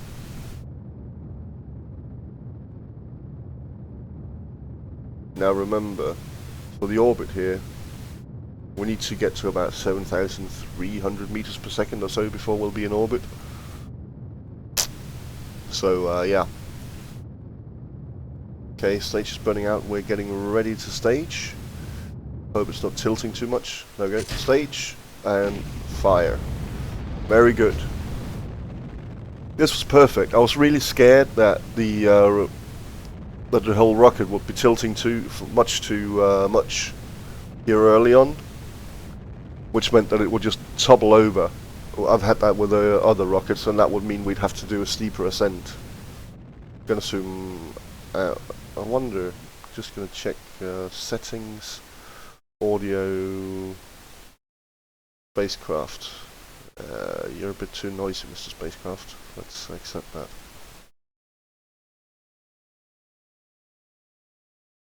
Okay. Okay. Well, there we go. Now we can zoom in a bit again. But not enough. Let's reduce it to 10%. See what happens now. It does like to go red, doesn't it?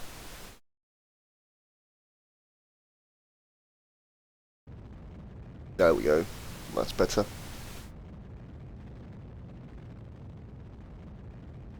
We're just burning along. Now, we have the turn end altitude set to 160 kilometers. Our apoapsis is higher, and it will be, and it should be. Our time to apoapsis is slowly decreasing. That's fine. In these early rockets here, I quite like to keep it reasonably high. I mean, normally you would just say 40-50 seconds to apoapsis, yes, but you definitely don't want to do that here because you don't have the amount of thrust.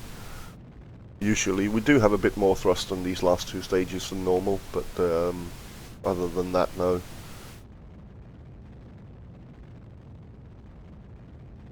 Okay, we might not make it to 160 with this one. That is disconcerting. And space is only at 140, and we can't afford to fall down.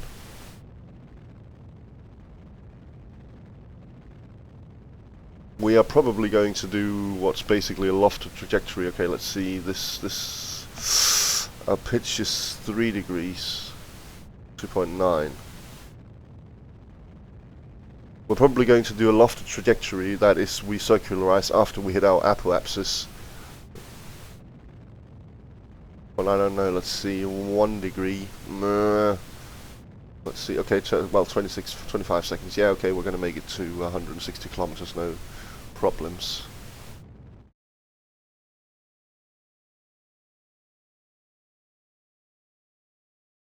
Our time to apoapsis is decreasing, even though we got 1.5 thrust to weight ratio.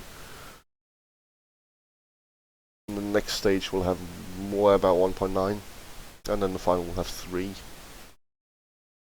That's pretty good. Okay, getting ready to stage, which will also spin it up, and we're pointing at 0 now, which is good. Okay, there we go. Spinning up and firing the engine.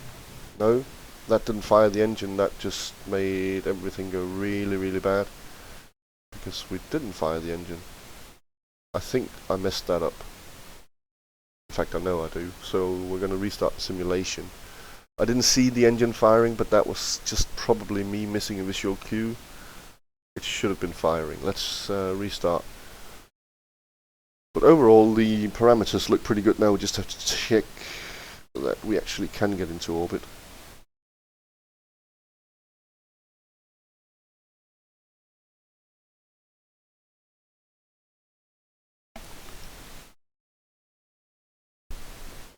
But I can't see how this can possibly not go into orbit. It has more than enough delta V. In fact, we're probably going to get something like a 200 by... I don't know what... Well, 180 by nearly 1,000 kilometers.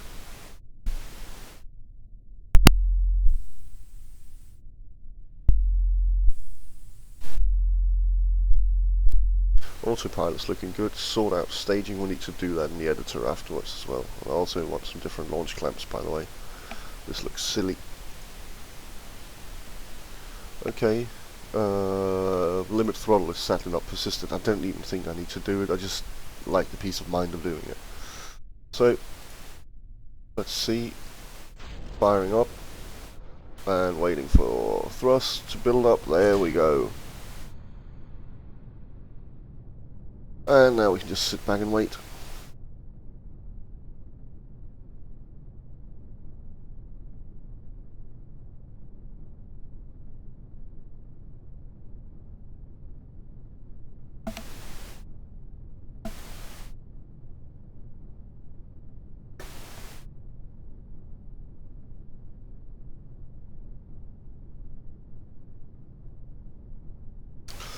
Well, I guess I could, since we got 2 minutes to do nothing while this one guides itself until we have to stage, talk about the lofted trajectory.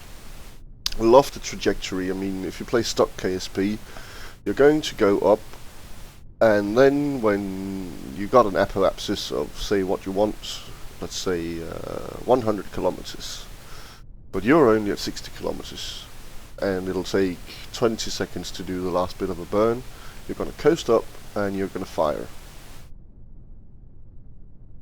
At 10 seconds before you hit apoapsis, and it's going to burn 10 seconds before and 10 seconds after, and your apoapsis will then be your periapsis if you burn longer than that, if you don't do a perfectly circularized burn. That's not really how it works in real life. You rarely do those coasting periods, and in fact oftentimes, because you send up rockets which have very low thrust to weight ratio, second stages, I mean, we have 0.90, it's probably going to end up at 0.96, but as low as 0.7, 0.6, 0.4. So what you do is you go up further. Say you want to get into a 200 by 200 kilometer orbit, you might go up to 250 kilometers, and then from 250 and until you drop down to 200 is the time you will spend circularizing your orbit. This is quite common. I believe even the Saturn V did it, but I'm no rocket historian. But you're probably going to do that quite a lot in Realism Overhaul as well, if you want, because it just makes, yes, you're going to spend more delta V, but you get a much higher payload fraction, so overall it pays off. You can get more payload with the same amount of launcher. for the same amount of money, which is nice.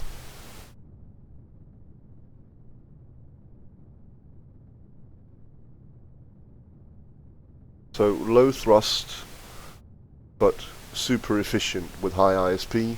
Second stage will give you a much cheaper but longer time.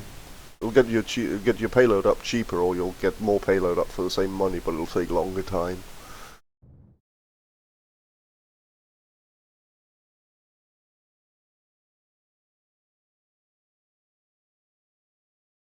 Okay, 17 seconds to go.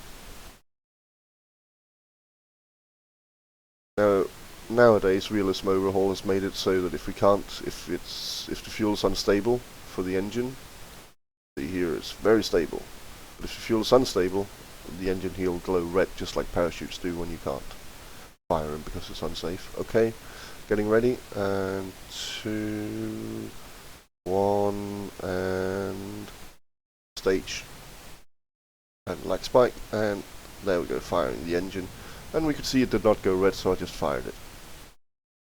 Our ullage Moses took care of that.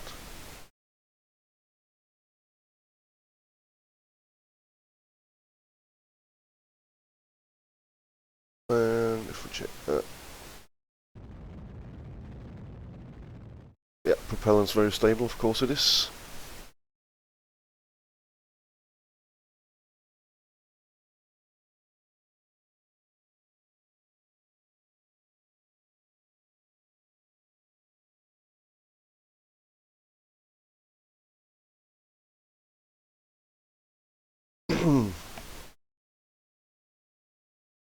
So we have another 1 minute and 20 seconds until we need to do anything.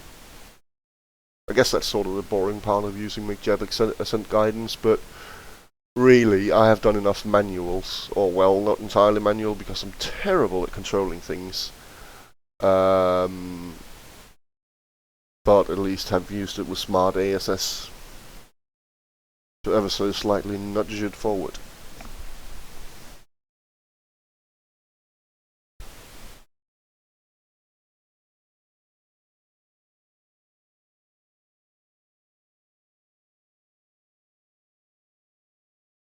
Okay, less than a minute.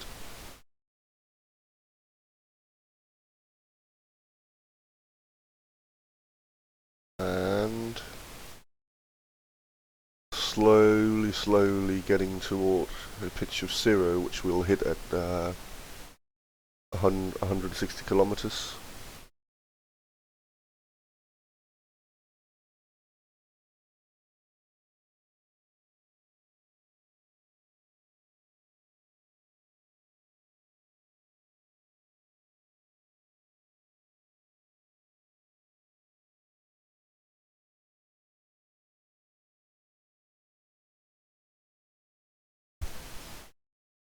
Okay, 27 seconds. Vessel's down to just 2.4 tons now. Weighs absolutely nothing. Our orbital speed, well, yeah. Okay, so we're pointing at 0 now, and yeah, time to apoapsis slowly decreasing. Isn't it less than it was last time?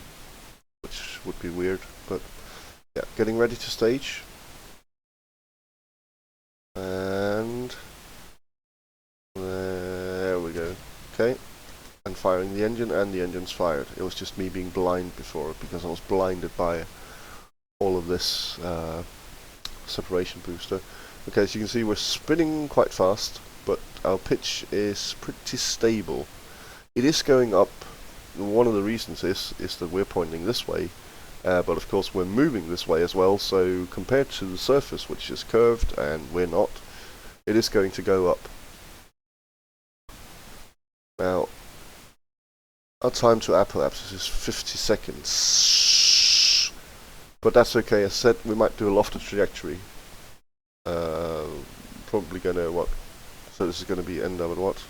194, and then we'll probably get that and we'll drop down, but we should be circularizing before we drop into the atmosphere again, because it's still 40, and it's not declining that fast. So 10 seconds left burn time on this one. Still lovely spin stabilization. I mean, see, the pitch hasn't moved much.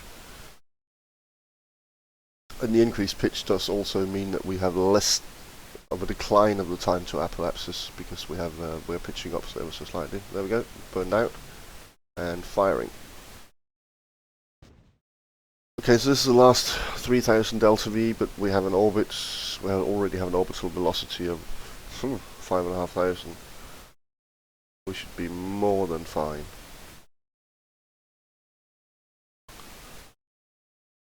We are still suffering slightly from gravity losses here. Slightly. And our pitch is now up to somewhere between 3 and 4. Our time to apoapsis is actually increasing now, so we are going to circularize before apoapsis. This is not going to be a lofted trajectory. That may or may not be good. That may mean that it's still only ever so slightly increasing, but it might mean we wouldn't have enough delta V to actually do a circularization, but we will. We'll be fine, we'll be more than fine. Yeah. More than fine? Oh yes. 175 kilometers by 1822 kilometers.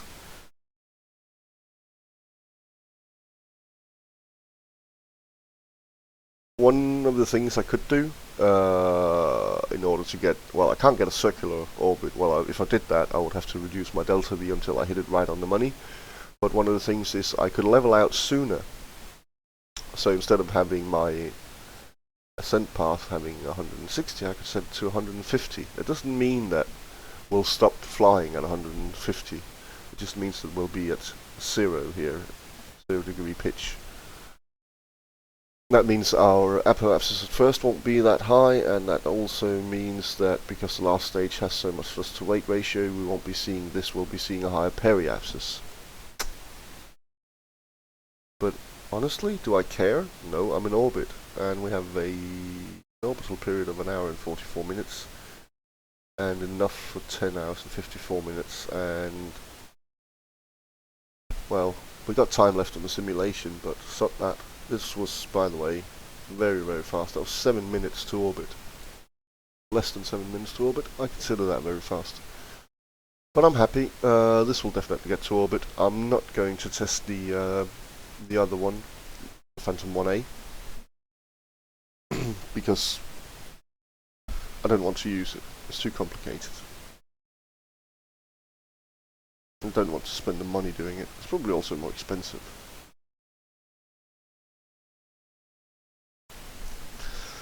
Oh, I am a bit of a git and a bit of a tit. I should have checked the test flight data units, but I didn't. Okay, editor's block, let's go out. Yeah, while we're in the flight scene, I should have checked if we'd inherited any of the data units from the WAC Corporal with tech transfer, but I forgot. Which is a bit stupid. Okay, let's get back into the editor.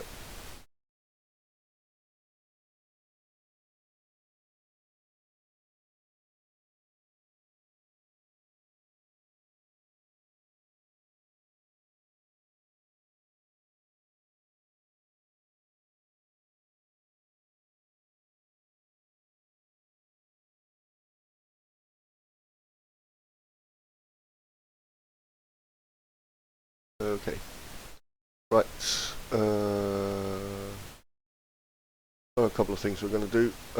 First of all, I'm going to ditch this one, go away. Second of all, let's get some Atlas launch clamps, and I want 2. There we go. I guess we could use the Redstone and Junior launch clamp. Try it. Have a look. I mean, it should be made for this, shouldn't it? Let's see. Well, the fins do fit in right rather nicely and everything. Yes, let's just use that. Well, I suppose the redstone clamp for the redstone engine makes sense. Okay, installing staging here, and hello staging, get sorted. There we go.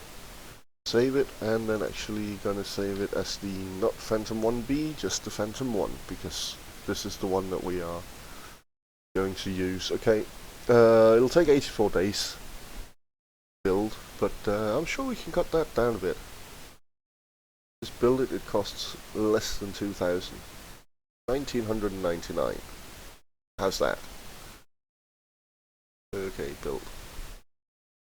Right, add it to the build list. But this means we now have a rocket which can actually get into orbit.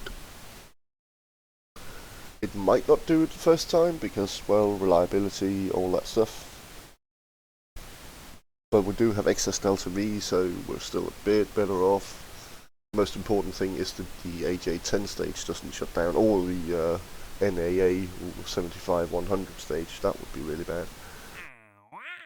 But we can at least grab the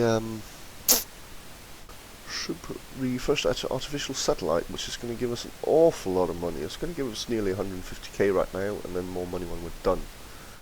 It's great. How about these sounding rockets? 420 and 5,300. I don't think so. At least I don't think so right now.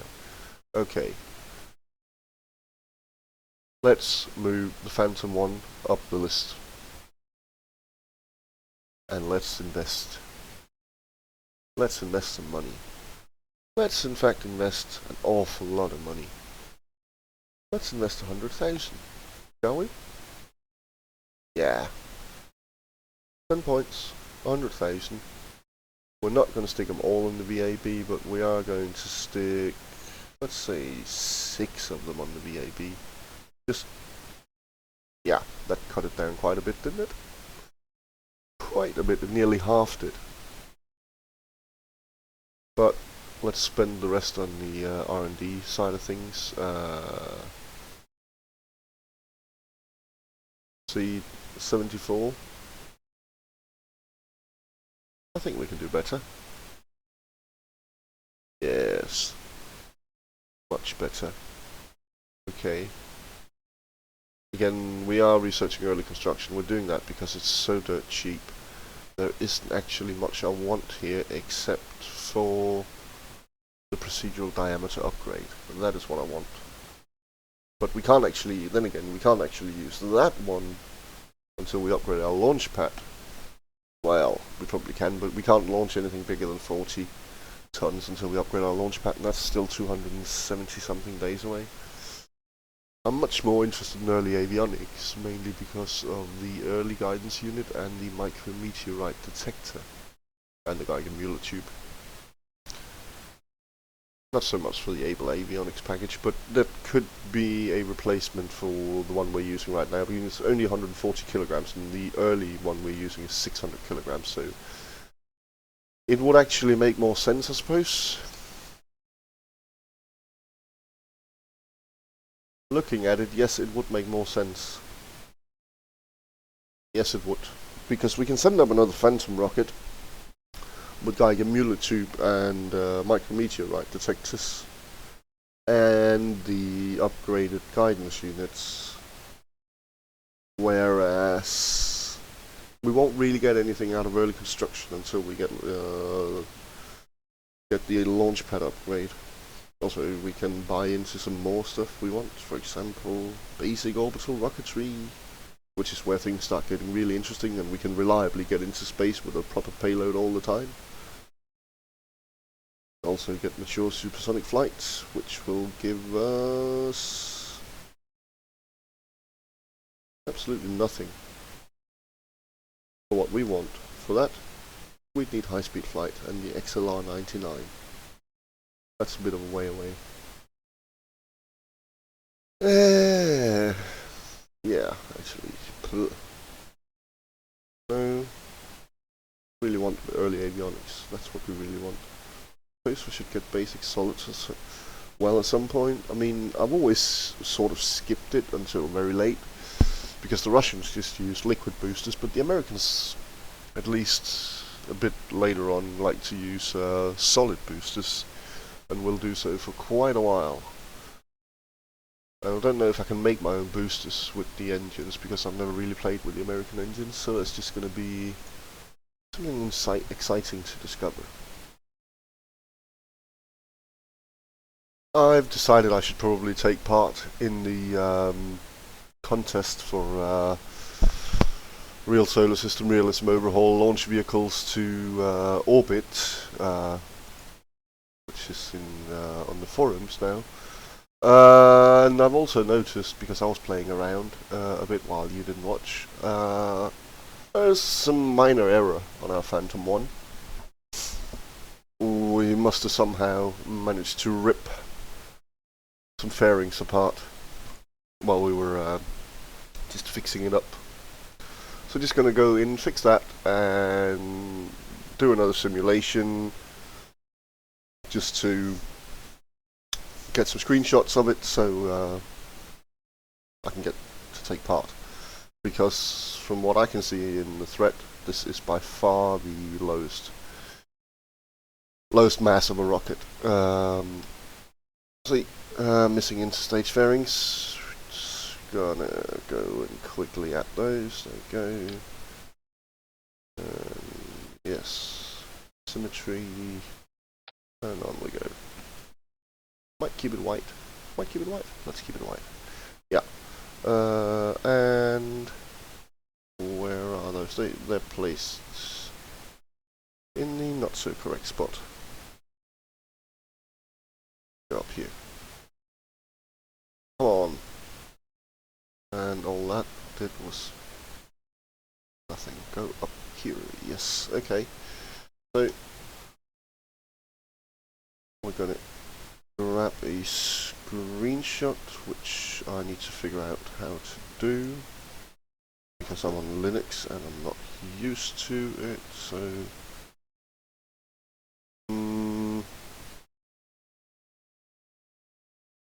screenshot. There's an app called Screenshot. Grab the whole screen. So grab the current window.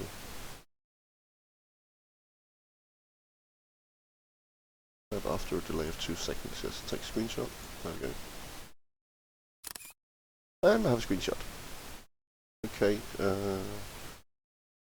here, and we're going to name it. We're going to name it Phantom 1 VAB.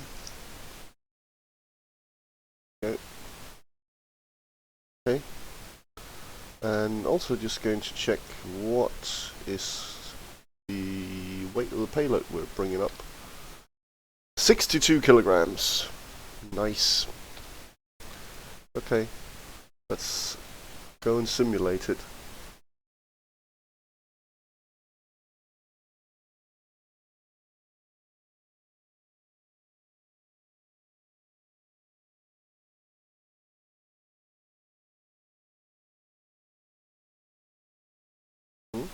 Did I not hit simulate? I did not hit simulate.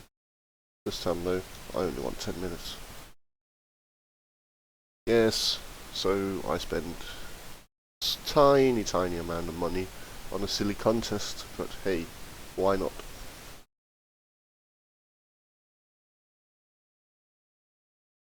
A whopping 30 tons to bring 62 kilograms into orbit.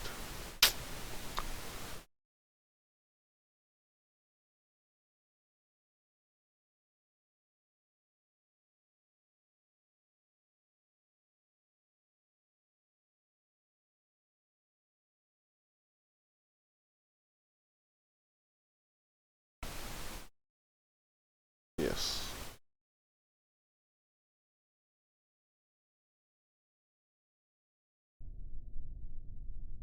Wait.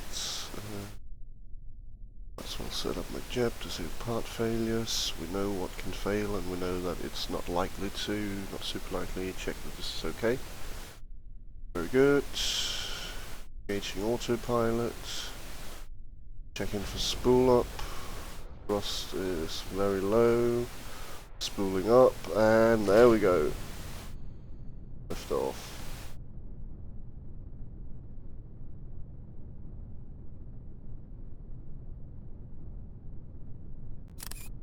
And there we go. Phantom 1, launch. Save.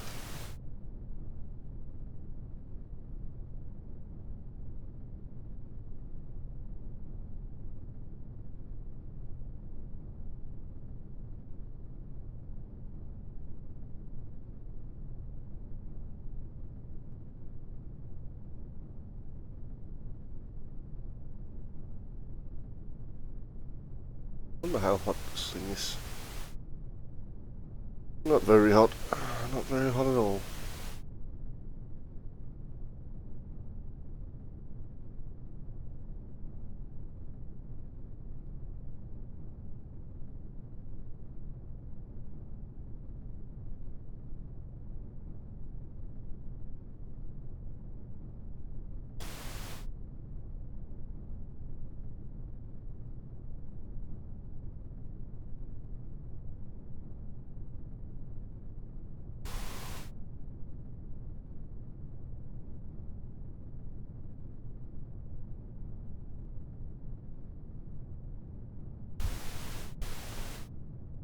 Well, I guess there's not much to do while we wait for this one to go up.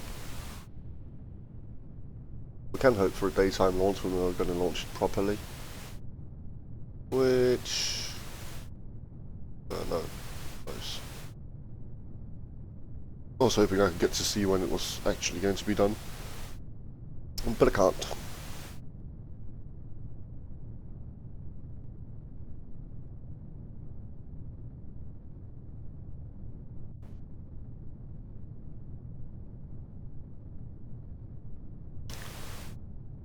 Yeah, it's got a bit of dynamic pressure, it's not too bad. Still below 40.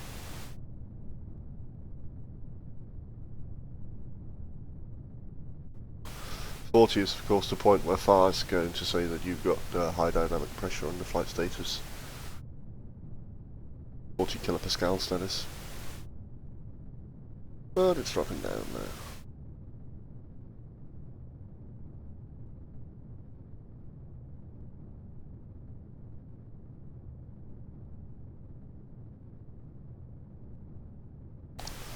See, downrange distance 17 kilometers.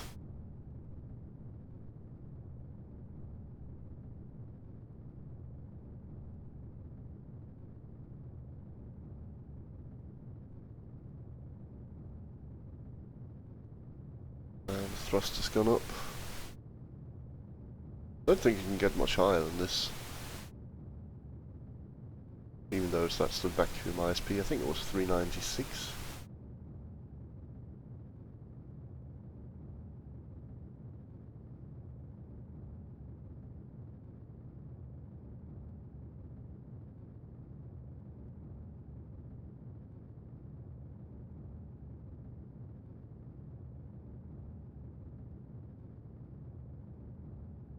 Getting ready to stage. 30 degrees pitch, that's fine. And stage. Fire. And good. And all it's shutting off. And another 2 minutes of staring blankly into the screen. While we watch this lovely AJ-10 burn away with its massive 34 kilonewton thrust.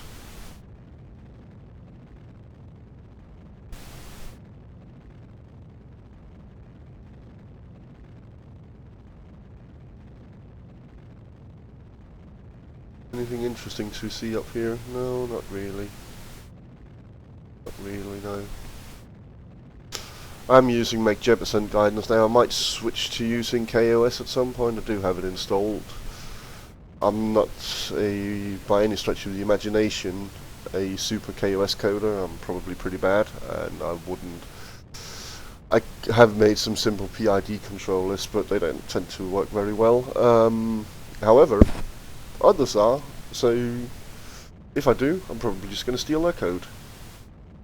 I mean, get inspired by it, of course. shall become inspired, yes. Inspired is good.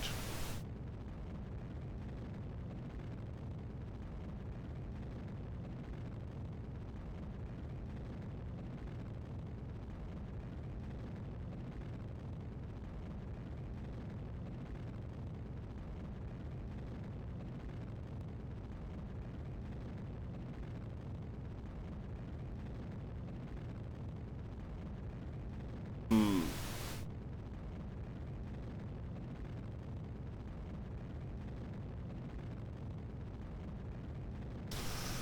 45 seconds.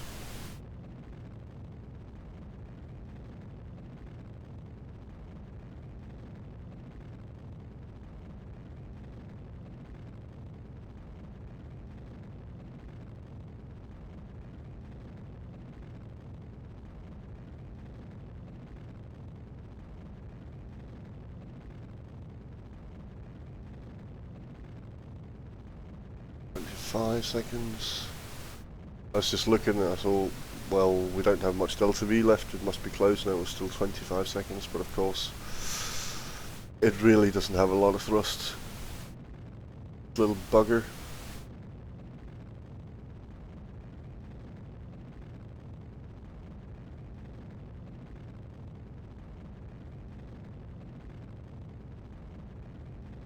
Okay, getting ready to stage and spin it up.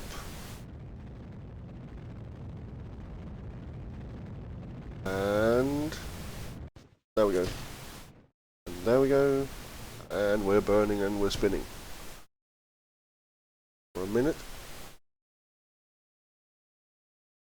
Might as well grab a screenshot while we're here.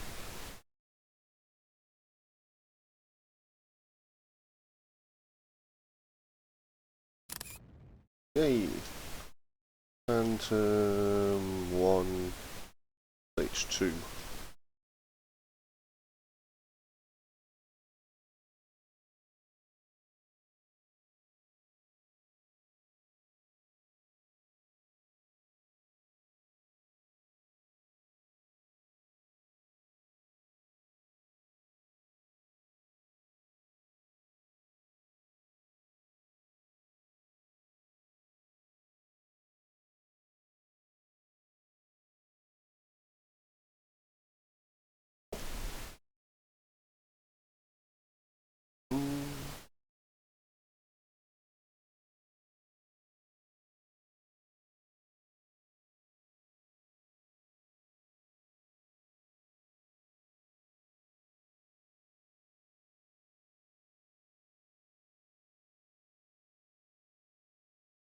Okay, stage and fire. And we're good.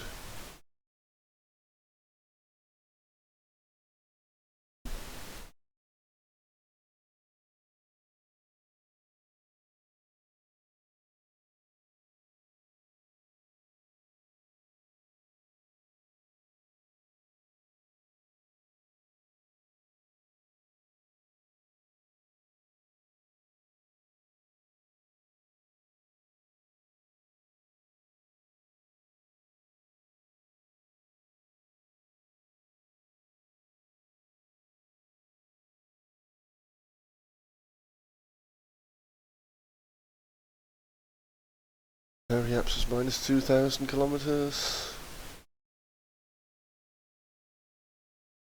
But oh, so much delta V. Probably going to be pretty much the same orbit as last time. The whole wobbling and shaking with whopping 10 thrust to weight ratio.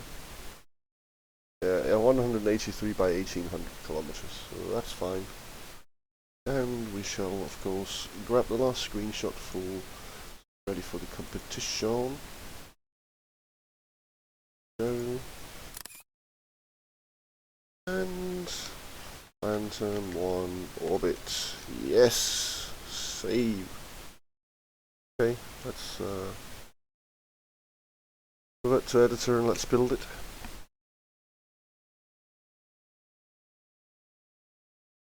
Well, save the changes, that is.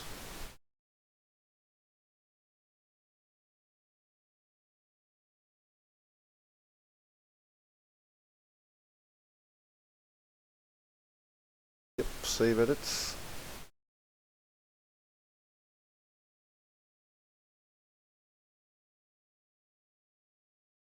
"84 days and 4 hours. Except it's not, because we upgraded it. There we go. It's 48 days and 2 hours. That's quite something else. Oh, the mission log. Yes, the mission log. To update it with the upcoming Phantom 1.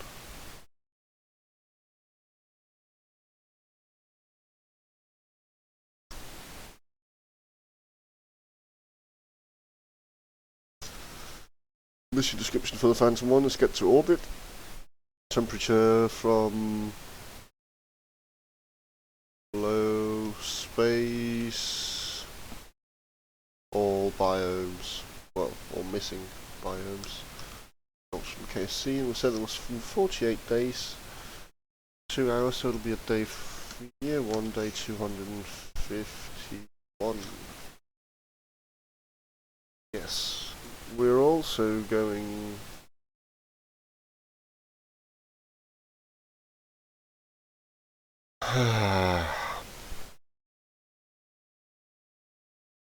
Yes, we'll build the SR-14, but we're gonna build the Phantom 1 first. And the SR-13... No. Scrap. Yes. The SR-13 was on the Mjolnir 3, which was the hybrid between a Mjolnir 2 at the bottom and a Mjolnir 1B up top. And it's cancelled. Sort of also want to cancel a Mjolnir the SR-14 based on the Mjolnir 4 because it... I know we built a bit of it, but it really doesn't make sense to have... It really doesn't. Because this will go to a maximum of 1900 kilometers, but so will the Phantom 1. True. And the contract for altitude, I think it's only 1000, that's where it caps out. I think so, at least. So, shall we scrap it, and hopefully get some money back for it? Well, we will get the money back, but nothing for the time we've spent. Yeah, let's scrap it. Yes, we'll scrap it. Well, but if we look back, see that our launches from Vandenberg and Kodiak, they failed. The one at Vandenberg only got to 114, and the one at Kodiak only got to 60. So based on the Mjolnir 1C. Well, what if we were to make a Mjolnir 1D, because now we have the XASR1.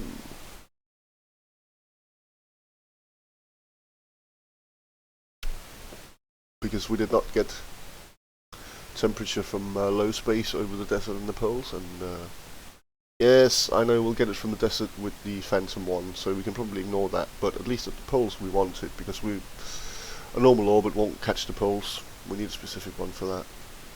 So if we load up and we say, which one was that? We launched in Vandenberg, that was SR9, so if we load up the SR9, also incidentally, we should save this as the Phantom 1, because it has these lovely fairings. But if we load up the Phantom, the SR9, but the SR9 was the same as the SR. That's a good question. What was the... Oh, it was the SR10. Of course. At Kodiak. We're not going to relaunch from Vandenberg, but we are going to relaunch from Kodiak. Here it is. All the way down here, a tiny little lovely rocket. And we're going to show the GUI, and we're going to switch to the XASR1. Which means a few things. It means that we remove all the tanks and then we feed them in again. I can't remember if they use exact same mixture, so But one thing I do know is, of course, this has a higher thrust, so it's going to burn for a shorter while, but it also has a higher rated burn time. I believe it to be 65 seconds. Lovely. So a minute and 5. So, well, the thing is, we have more than enough delta V to get into space, so we might as well just sit it here. But then again, it's a bit of a waste not capping it out, isn't it? Really cap it out. 65 seconds. 105. There we go. Yes. You are the SR-16. Yes, you are.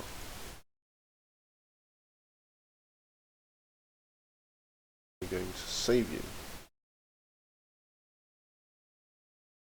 Just going to check that, yes, there's a thermometer in here. Yes, there is a thermometer in here.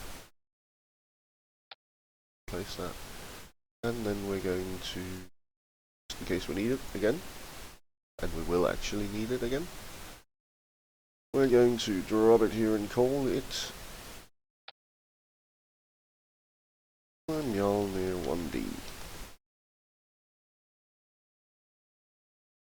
Yep, you can imagine us having an awful lot of these. Hey, might have to add some custom subcategories to these at some point. I wouldn't know how to, but yeah. Okay, exit. I'm not going to build it, of course, because we're still at Cape Canaveral, so we're just going to switch to Kodiak. It was Kodiak, yes it was.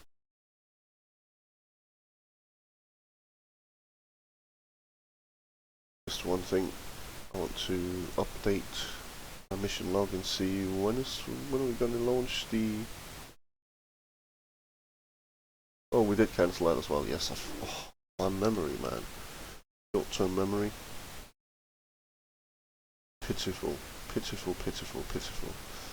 Okay, off we go to Kodiak.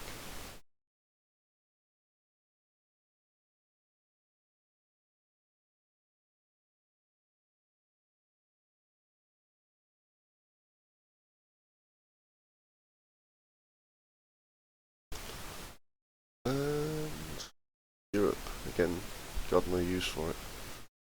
Kodiak.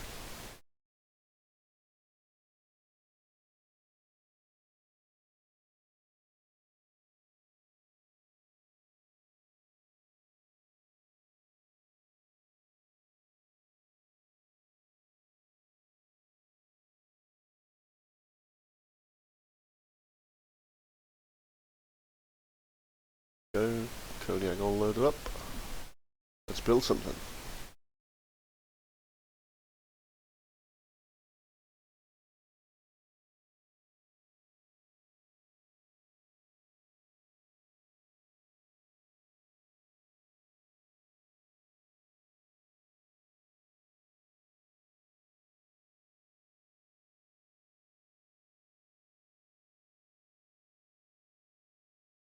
Yes, the SR-16, this is exactly what we want. We want it very exactly to be built.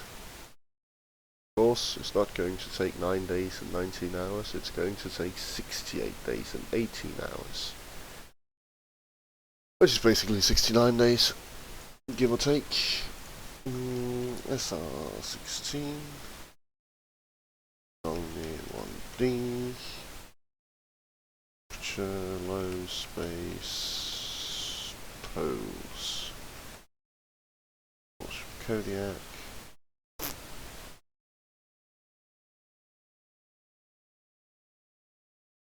Self. 64 days. On top of this would be 267. Yeah, 1 day 267. At the moment we only have 2 launches queued. The Phantom 1, which will launch in 48 days, and then 64 days to Mjolnir 1D. Well, why don't we just go and launch them? How hard can it be?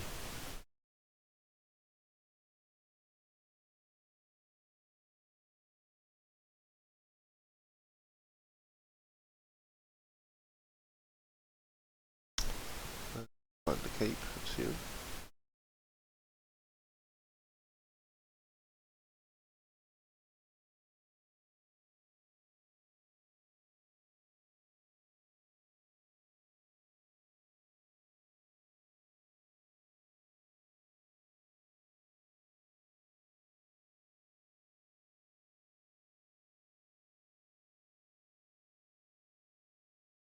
Let's swap to the Phantom 1. Just going to check for tech. When's that due?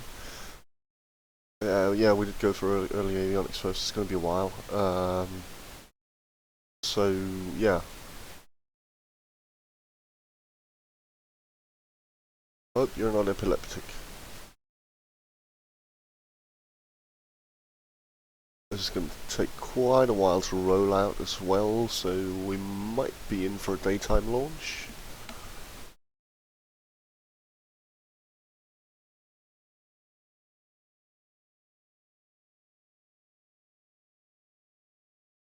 Yep. 13 hours. Wow, might actually be so long that it won't be. Yeah, typical. None available right now, but should be before we launch. It's the VIB. We're rolling it out. Yes, want to complete the rollout.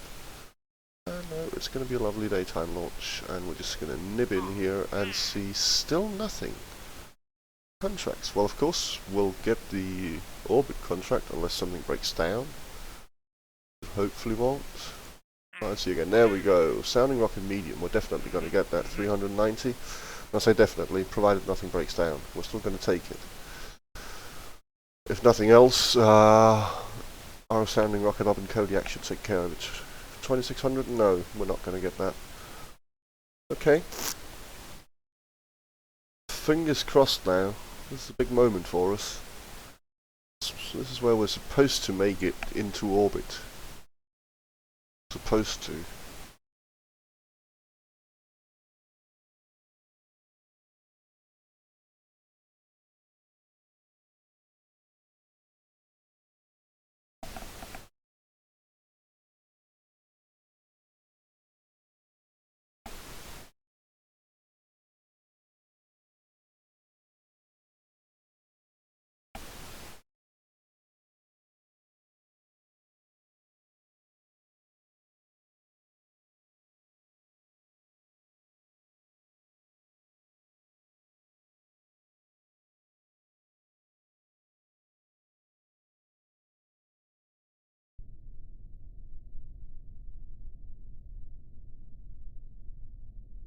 Okay. Right. Staging looks good. And again, limit throttle. Just double checking the ascent path, 40-degree turn shape, 160 km turn end, 0-degree angle, and 100 meters per second. Perfect. Engage the autopilot.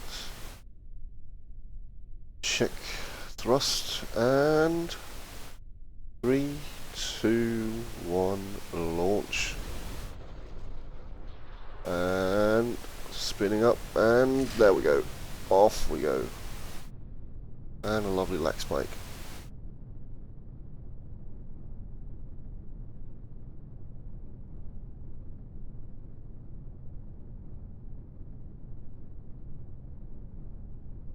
And just performing the initial roll for whatever unknown reason. And using whatever unknown methods.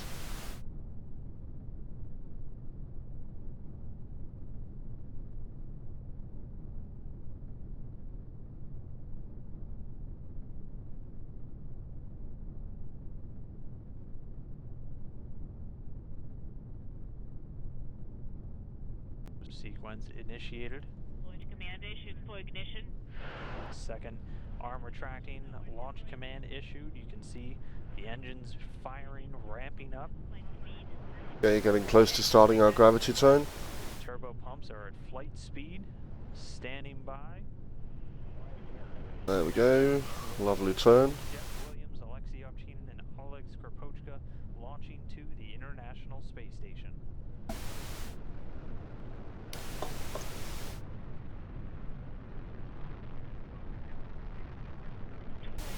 First stage of the Soyuz booster delivering 930,000 pounds of thrust, and the 4 strap-on boosters. Still looking good. Nominal. Copy. So many things can go wrong. Okay, here we can see it. Okay? See, we have 5,000 data units. That's because we inherited, well, tech transfer of, See the crew well, 50% from the WAC Corporal. getting good reports of first stage function. Exactly why this has 1,000, I don't know, maybe it inherits something from the WAC Corporal as well. Uncertain. I could look it up in the config files, I'm not going to right now though. Nominal on board, must. So as we approach 1 minute and 10 seconds into the flight, the velocity of the vehicle already at about 1,100 miles per hour.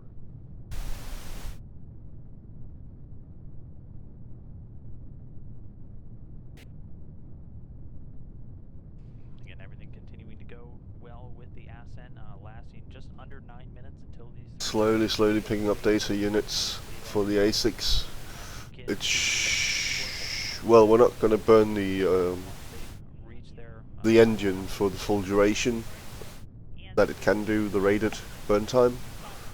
If we did, we would be getting, I think, about 700 data units or so. I think it's currently set up so in 14 or 15 flights you'll get the full 10,000 data units. Confirming the escape tower has been jettisoned, and those 4 strap-on boosters have also been. For all of most of the engines here are using some sort of semi-generic test flight config, using a lot of module manager magic that Nathan Kell wrote, and it's normalized. The data unit collection is normalized based on burn time, so in general you need 14 to 15 full burns to get the 10,000 data units. Copy. Everything's fine on board. We're feeling fine. 002938. We selected. Inaudible. Affirmative. And so the second stage now. We are continuing to pulling 3.5 Gs. Is nominal. A bit more.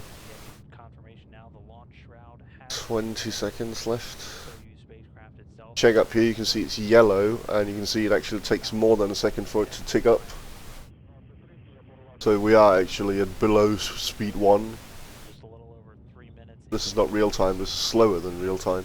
Speed of about 4,700 miles per hour. There we can see NASA. Okay, 10 seconds. Third Should round. get ready to stage soon. Getting ready for his 4th flight into space, his 3rd long duration mission. And lighting up the AJ-10-37. 200 seconds. 5 seconds.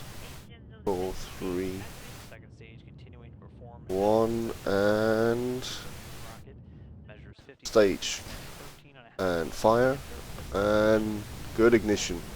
Providing between 178,000. Test flight makes it so that when you ignite, not only there is a much higher chance of failure when you ignite, you can both suffer ignition failure, but you can also suffer other failures in the first few seconds after ignition. So the first few seconds after ignition are always the most terrible ones. And of course if you go above the rated burn time, in which case, yeah. But it does look pretty down here. Between the second and third stages. Everything is fine on board. The crew is doing well. And all these data units we pick up now, we don't actually use on this flight, we use it on the next flight. 58. So it doesn't affect these flights. So you can see even the solid fuel, just from firing a couple of separation motors, we have enough data units for that. Russian flight controllers indicating the vehicle in good health. And now we're going to be standing by for the execution of that 3rd stage. That should be rather interesting, by the way, when we get to using the procedural solid rocket boosters, because no matter how we set up this procedural solid rocket boosters, we're probably going to get the data units no matter what the length and the diameter is. We'll get data units for them, because they're the same part underneath. At least I think so. 5128. Romeo 11 is selected target. Observing. So already over 5 minutes into the flight, So slowly picking up data units here, which is good. 22 seconds.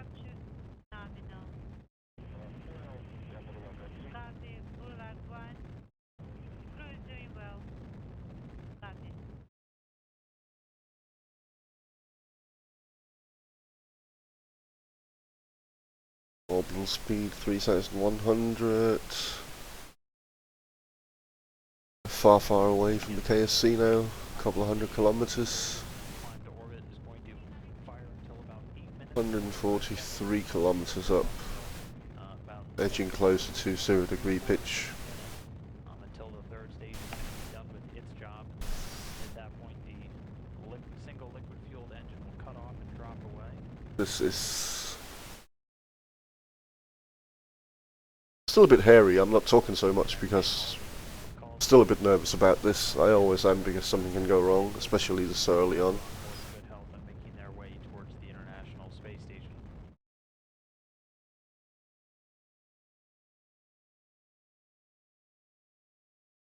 And also, again, once the third stage delivers the Soyuz to orbit, Yep, there we go. Pitch of 0 degrees. spring into action. We'll just hold it here. Prepare the Soyuz for orbital operations. And the last sim we did, the one where we picked up screenshots, we had an orbit of 180 by 1800. Systems on board the Soyuz spacecraft. Be interesting to see how it looks now. Ooh. Oh, so pretty. And getting ready to stage and spin up. So another minute 45 seconds for this third stage. And stage and spin and ignite, and it's a good ignition, yes. I love our not quite so patented active spin stability system management something. 13,500 miles. See, it helps us keep our pitch quite a lot easier. Okay, and now we're picking up some data units for the AJ 10-27. 460 seconds, structure nominal. Lag 1, copy. Need final board. Yeah, we're slowly pitching up due to the curvature of the Earth and the fact that we are going quite fast across the ground.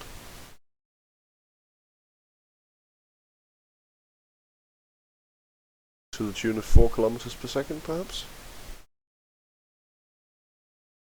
490 15 seconds left on this one. audible. Oh yes. Fingers crossed, still no failures. It's just these last sub motors and last You can see. XASR1. Well, keep your eye on that. Please. Start loading, just a Okay, few. and stage and fire. Separation We have a good ignition. 3527. Copy. We can easily suffer a loss of thrust. What we cannot afford is a shutdown. The third stage has now separated the single liquid fueled engine shut down and dropping away in an altitude of about 125 statute miles. The third stage performed an avoidance maneuver by opening a valve in its liquid oxygen tank. See, our pitch is now up to probably an average of 2.8. So, okay, getting there. Need about 700-800 more of these 1400 Delta V's. And getting word Probably more, actually. antennas and the solar arrays have deployed. All of those Perhaps going up. completed successfully. The cores and telemetry antennas Yes. deployed to begin providing Here we go. to the Soyuz. Yes, we're in orbit. Again, it's set on that. Hey. 25 And again, we get it 186 by 1828 kilometers. Everything survived. miles, but this orbit And let's tell this one to go away. 6 hours. Go away, resource panel. National Give me an uncrewed speed record of 7,000 meters per second, yes, and 5,000, yes, which is nice. spacecraft. And new strategies available from Strategia. Yes, that's also nice, but what is most nice of all But again, getting good confirmation is, Houston, the antenna. do we need to perform a full orbit, or we need to recover or transmit science? Well, that is not an issue. We can do that just now. Analyze telemetry. I know we won't get anything from it. I just want the money, just in case something goes wrong. I want the money. We can see input. 60%, 72. Can see rendezvous delay. And this will look at the Done. onboard Soyuz spacecraft. You can But that's apparently not good enough. It does want science.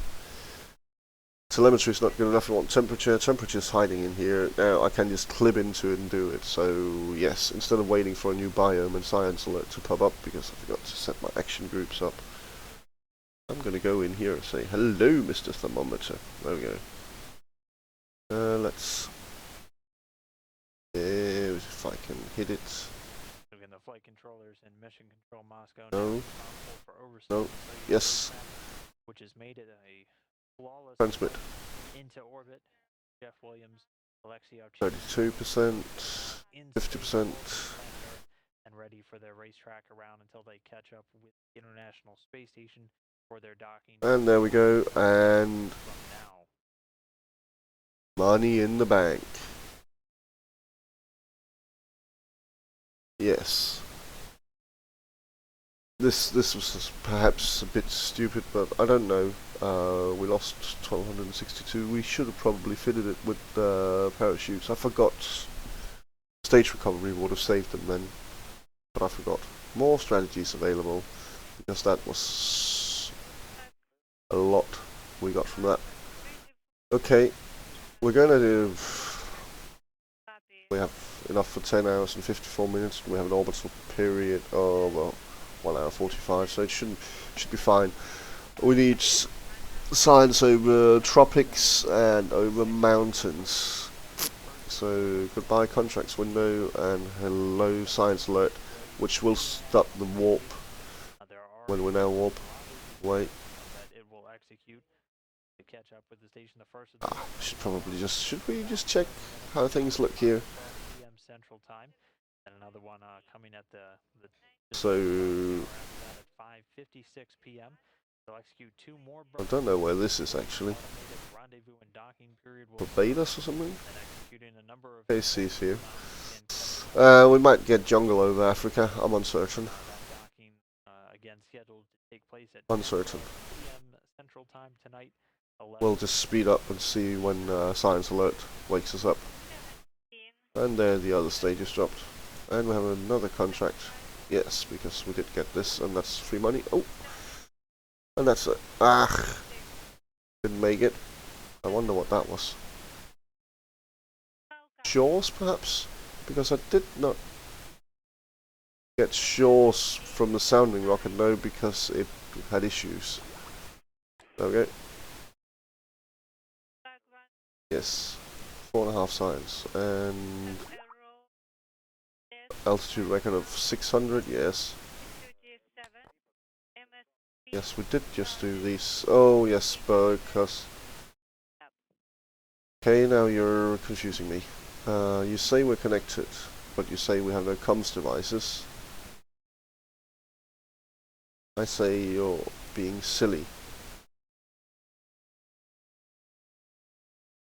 I say I want to review the data. I want to... Okay, why did you get the idea that there are no comms devices? When there were just a minute ago? This confuses me. This confuses me greatly. No, that was the core. Poke core I hit. There we go. We'll zoom out so we can get this one better. Okay, now I am being confused. I'm gonna... no. It's not even because we're too high up. That's not it, because this will allow us to get to 2,000 kilometers. Unless they changed it. I'm gonna go and check that. Let's go to the Space Center. So again, the Soyuz May-20M spacecraft now safely in orbit. Jeff Williams, Alexei Ovchinin, and Alex Rapochka on board and ready to chase down the International Space Station.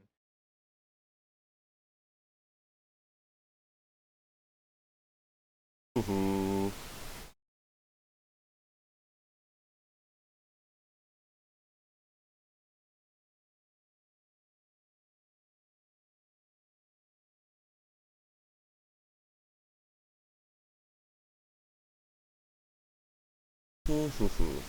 Okay, let's have a look.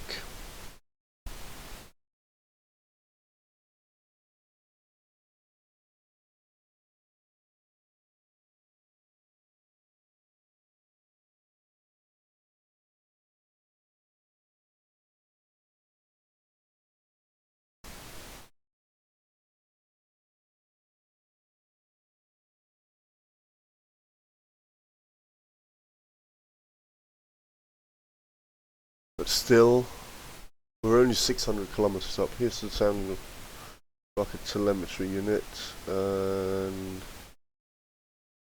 yeah, technology perk integrated Omni 200 kilometers. 200 kilometers doesn't mean 200 kilometers because of the way remote tech works in realism overhaul. That means 20,000 kilometers, and we're only 600 up. So I wonder.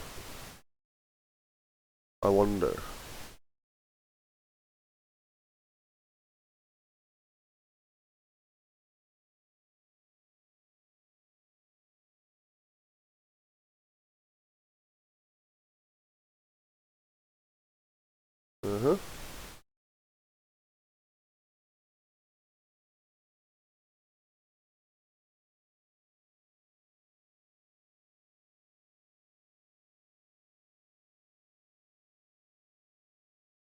Oh, Phantom 1 up here in the sky. It is connected.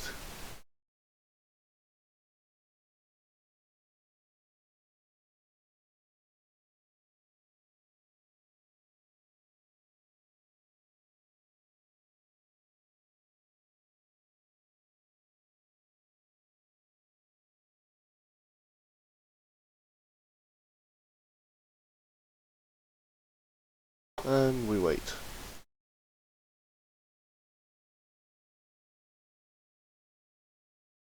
Okay, there we go.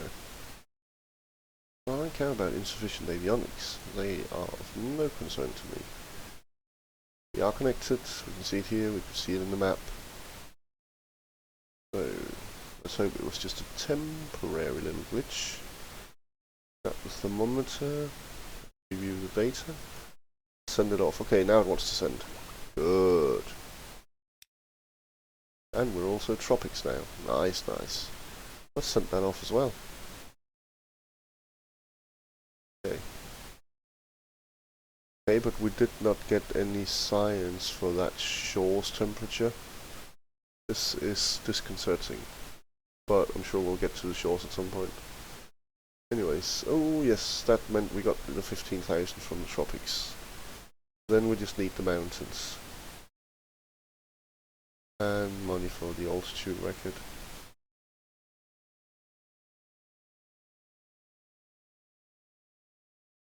Okay, right. Interesting. We keep saying telemetry from here.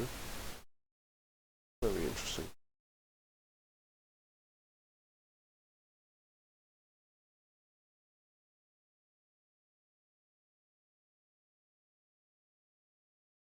$95, $99, 100%. Okay, 3 signs added. Okay, let's time warp ahead until it wakes us up again.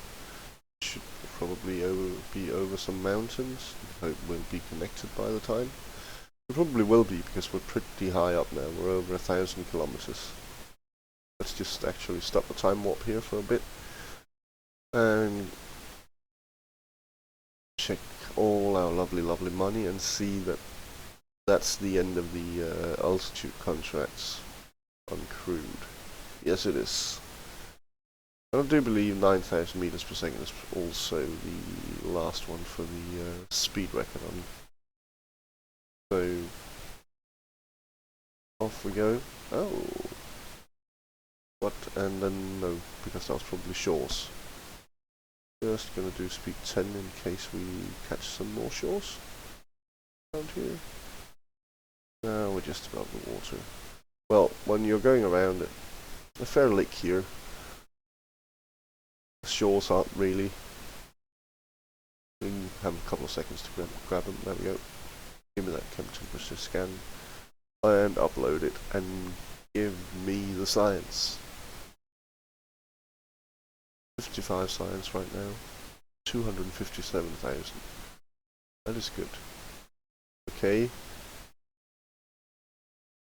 Centered now we're over grasslands, but I didn't get any science, and I want the bloody science. Still, now we're over tropics. We're probably somewhere around Indonesia. Oh crap, it's too slow. We're over water now. I'm opening in. Water, water, water.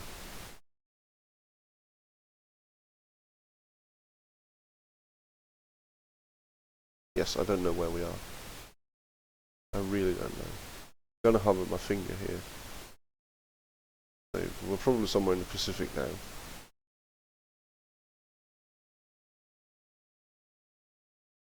There's the sun. Hello, sun. Let's slow down a bit. Check where we are. What is this? What is this? Looks a bit like... Is that Australia? Haven't we gotten any further?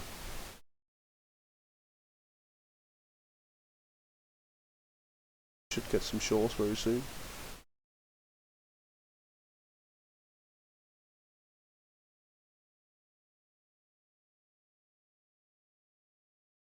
Water, still water, give me shores. That's Australia, so it wasn't as far out as I thought. I was still in the Indian Ocean.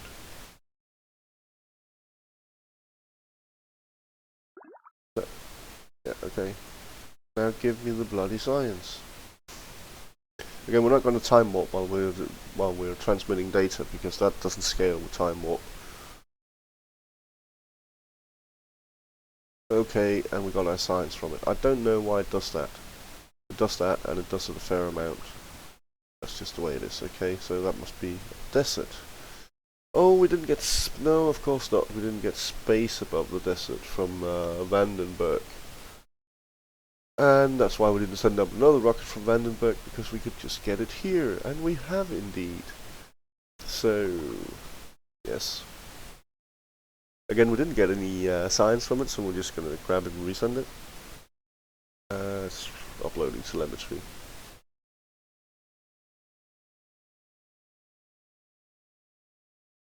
And it's telemetry, and that's science from telemetry, and that's good. Now we're uploading the temperature. Upload.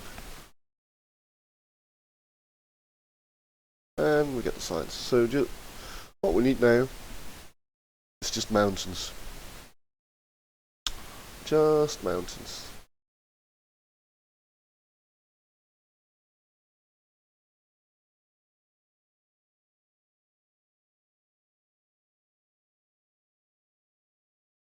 And over here is US of A. Somewhere here. I suppose it's supposed to be somewhere. Well, honestly, I don't know. I don't know what we're doing. We're dropping down, so we should get there, yes. Here we are. Let's do it warp at 10 and hope we hit some mountains here. Should be... Just missed them. They're right there. Those mountains. Maybe there are some more inland. I'm not too familiar with American geography. There we go. That's mountains.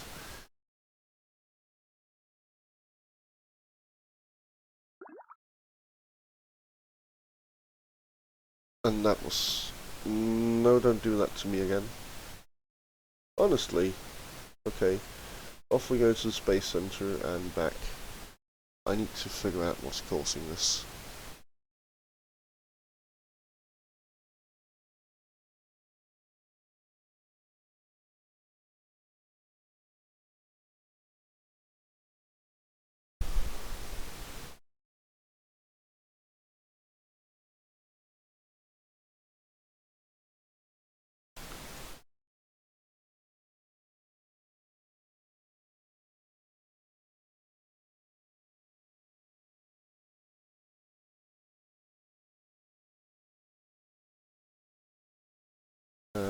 Let's go back, straight back to it.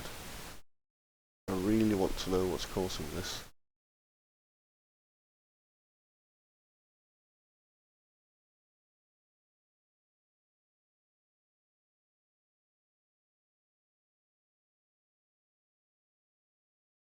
Okay, Phantom 1.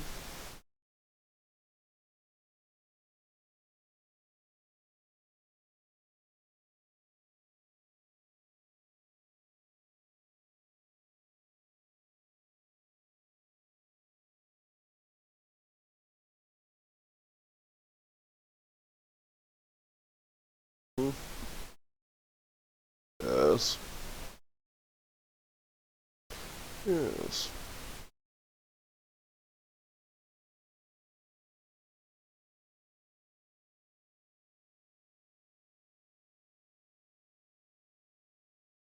Okay, let's see what we got. We're above the grasslands now. It's okay, we've got plenty of juice to go around a couple of times. There's our telemetry. I want you to transmit it. And you will, that's good. Nib in. I really should always remember to use action groups for things like this. Always, always. Or I'm going to forget something, or once on some side, or I'll put it on the side and it's spinning and it's impossible. Really, seriously, always use action groups. Okay. Telemetry from grasslands. I don't think so. I think I just missed something. Anyways, you're uploading telemetry and I got science for that, but did I get science? I didn't pay attention if I got science from the temperature. So we're going to do some more orbiting. And this does look a bit like some of my visual mods have messed up a bit.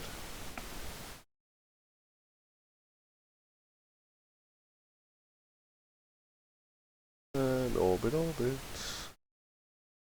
Oh yeah, that meant we got 15,000 from mountains. Now we covered all the biomes on Earth, we can actually go and cancel that one. We can go and work on the moon probes instead if we want. I believe the success criteria for the moon probes is to land in 3 different biomes. It says land, so I suppose it has to have status landed and not utterly broken up into pieces. But it will give us an initial funds boost, and it will also give us a lot more money for contracts to go to the moon. I think it's like 400%, which is nice. I like that. Okay, passing Australia again, just a bit north this time. And out over into the Pacific. Pacific's rather big. Really is. Rather big. Okay. Just gonna slow down the time warp. Well.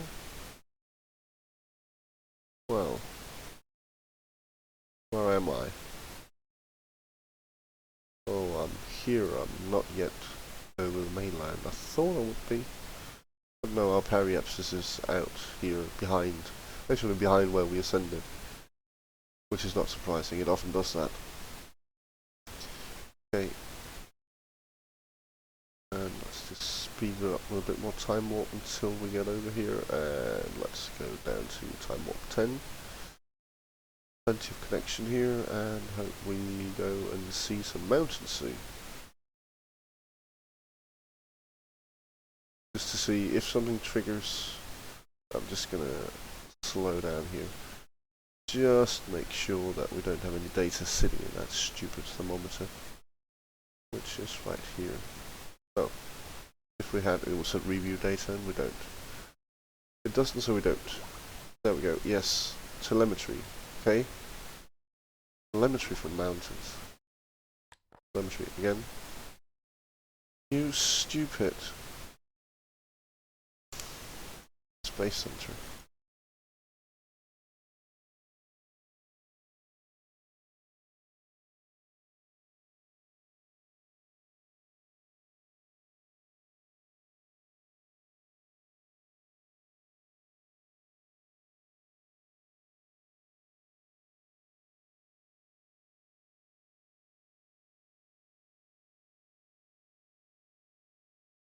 Okay.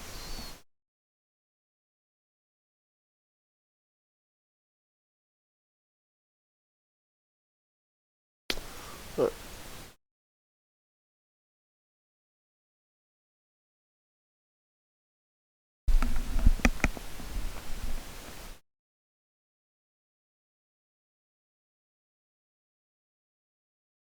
Random one. Go. Fly.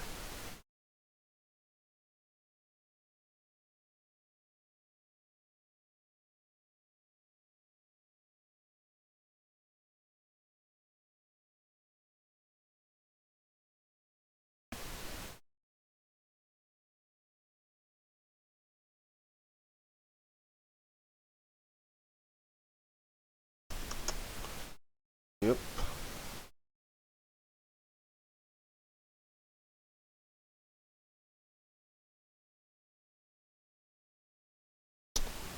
Okay. Okay. And review telemetry and transmitted. We are connected and everything.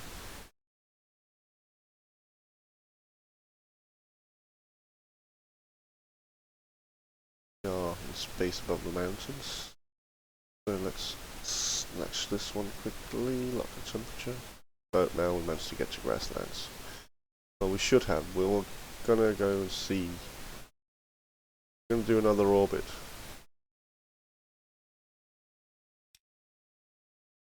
And then we're just gonna go to the science facility, the R&D facility, and look if we got them. This is something that annoys me a bit. I don't know why it has to be like this. Silly bug. And I haven't been able to track it down in the output log file.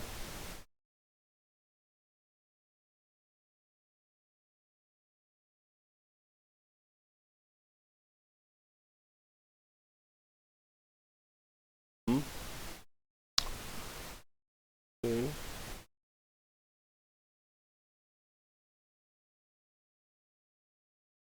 Where are we? I haven't got a clue. We're over some ocean somewhere. And this looks like Asia. Means we're gonna go over the Pacific now.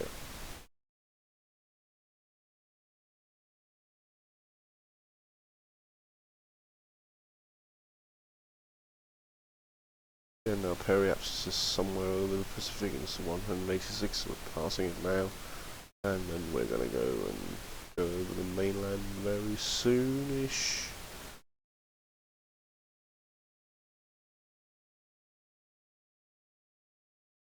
We are 5 hours and 23 minutes into the mission. The Phantom 1 mission. Which we like. Okay, we're still over the water. Can't see anything about where we are or where we're supposed to be.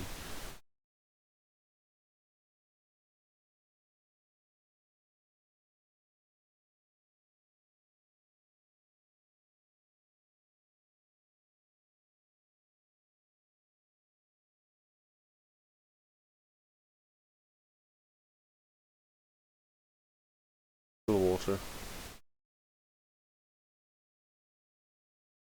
Could get some mainland here very, very soon. Though we can't see it.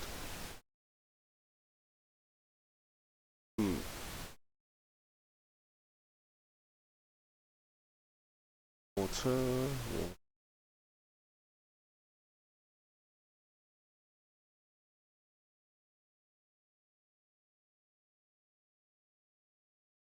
Just above Earth's water? Or did it just switch to shores very briefly?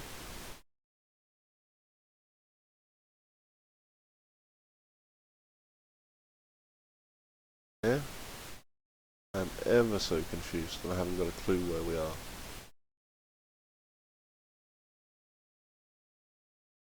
Really haven't got a clue. We're just over water all the time. That's all I know. Well, when I say our periapsis is somewhere over the Pacific, that's obviously also a lie because the Earth rotates.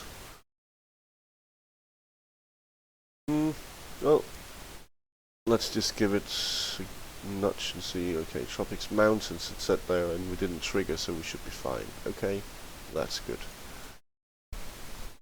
Which means that the Phantom 1 is a resounding success. And we say success, and it has an orbit of 186 by 1828 kilometers. And it got all the temperature from all the biomes and the telemetry as well. Which means that the only place we need to get temperature and telemetry from right now is low space over the poles. And we got the SR-16 ready to do that. Well, ready. It will be ready soonish. But Kodiak, but we don't need the strategy anymore because we did already get science from the poles at the other launch. So we're going to cancel the strategy. We've got it now. We've got all our funds. Go away. Yes. And the one we actually do want is moon probes. As you can see, we get 100,000 in advance and then 25,000 when you complete it. And what it says is we need to land probes in 3 different biomes. And we also get 400% funds to milestone gains for the moon. We do get a lot less for milestone gains for other bodies. Well, I also wonder if it's milestones or well, it says milestones, so it can't be contracts, can it? No, probably can't. But we're going to accept this strategy. Because next up is the moon. Yes. But that won't be now. We need 3,500 LTV to get to the moon, or 3,150 I think is the least, and we might need a bit more. So that will make it a total of nearly 13,000. I don't think I can squeeze. Well, I can if I use. Then I would have to go and use that plan I was considering. You know, using the Vanguard as radial boosters. But I don't know how much that's going to give me. I don't really like it. But it's going to be a while before we get to basic orbital rocketry. We might as well try. So we're going to buy the Vanguard. Yes. Yes, I do. But what we also need is, we need maneuver nodes for that. I can't eyeball that. I just can't. Well, I guess I could try if it takes too long, but we're going to upgrade the tracking station. 60. And mission control, which costs 30. We've still got plenty and plenty of money, but we will need some to unlock. Especially if we have to wait until we get basic orbital rocketry. There are a lot of engines here and they're not cheap. But that's some other time. It is now, because I'm going to sign off here and say goodnight. Good night.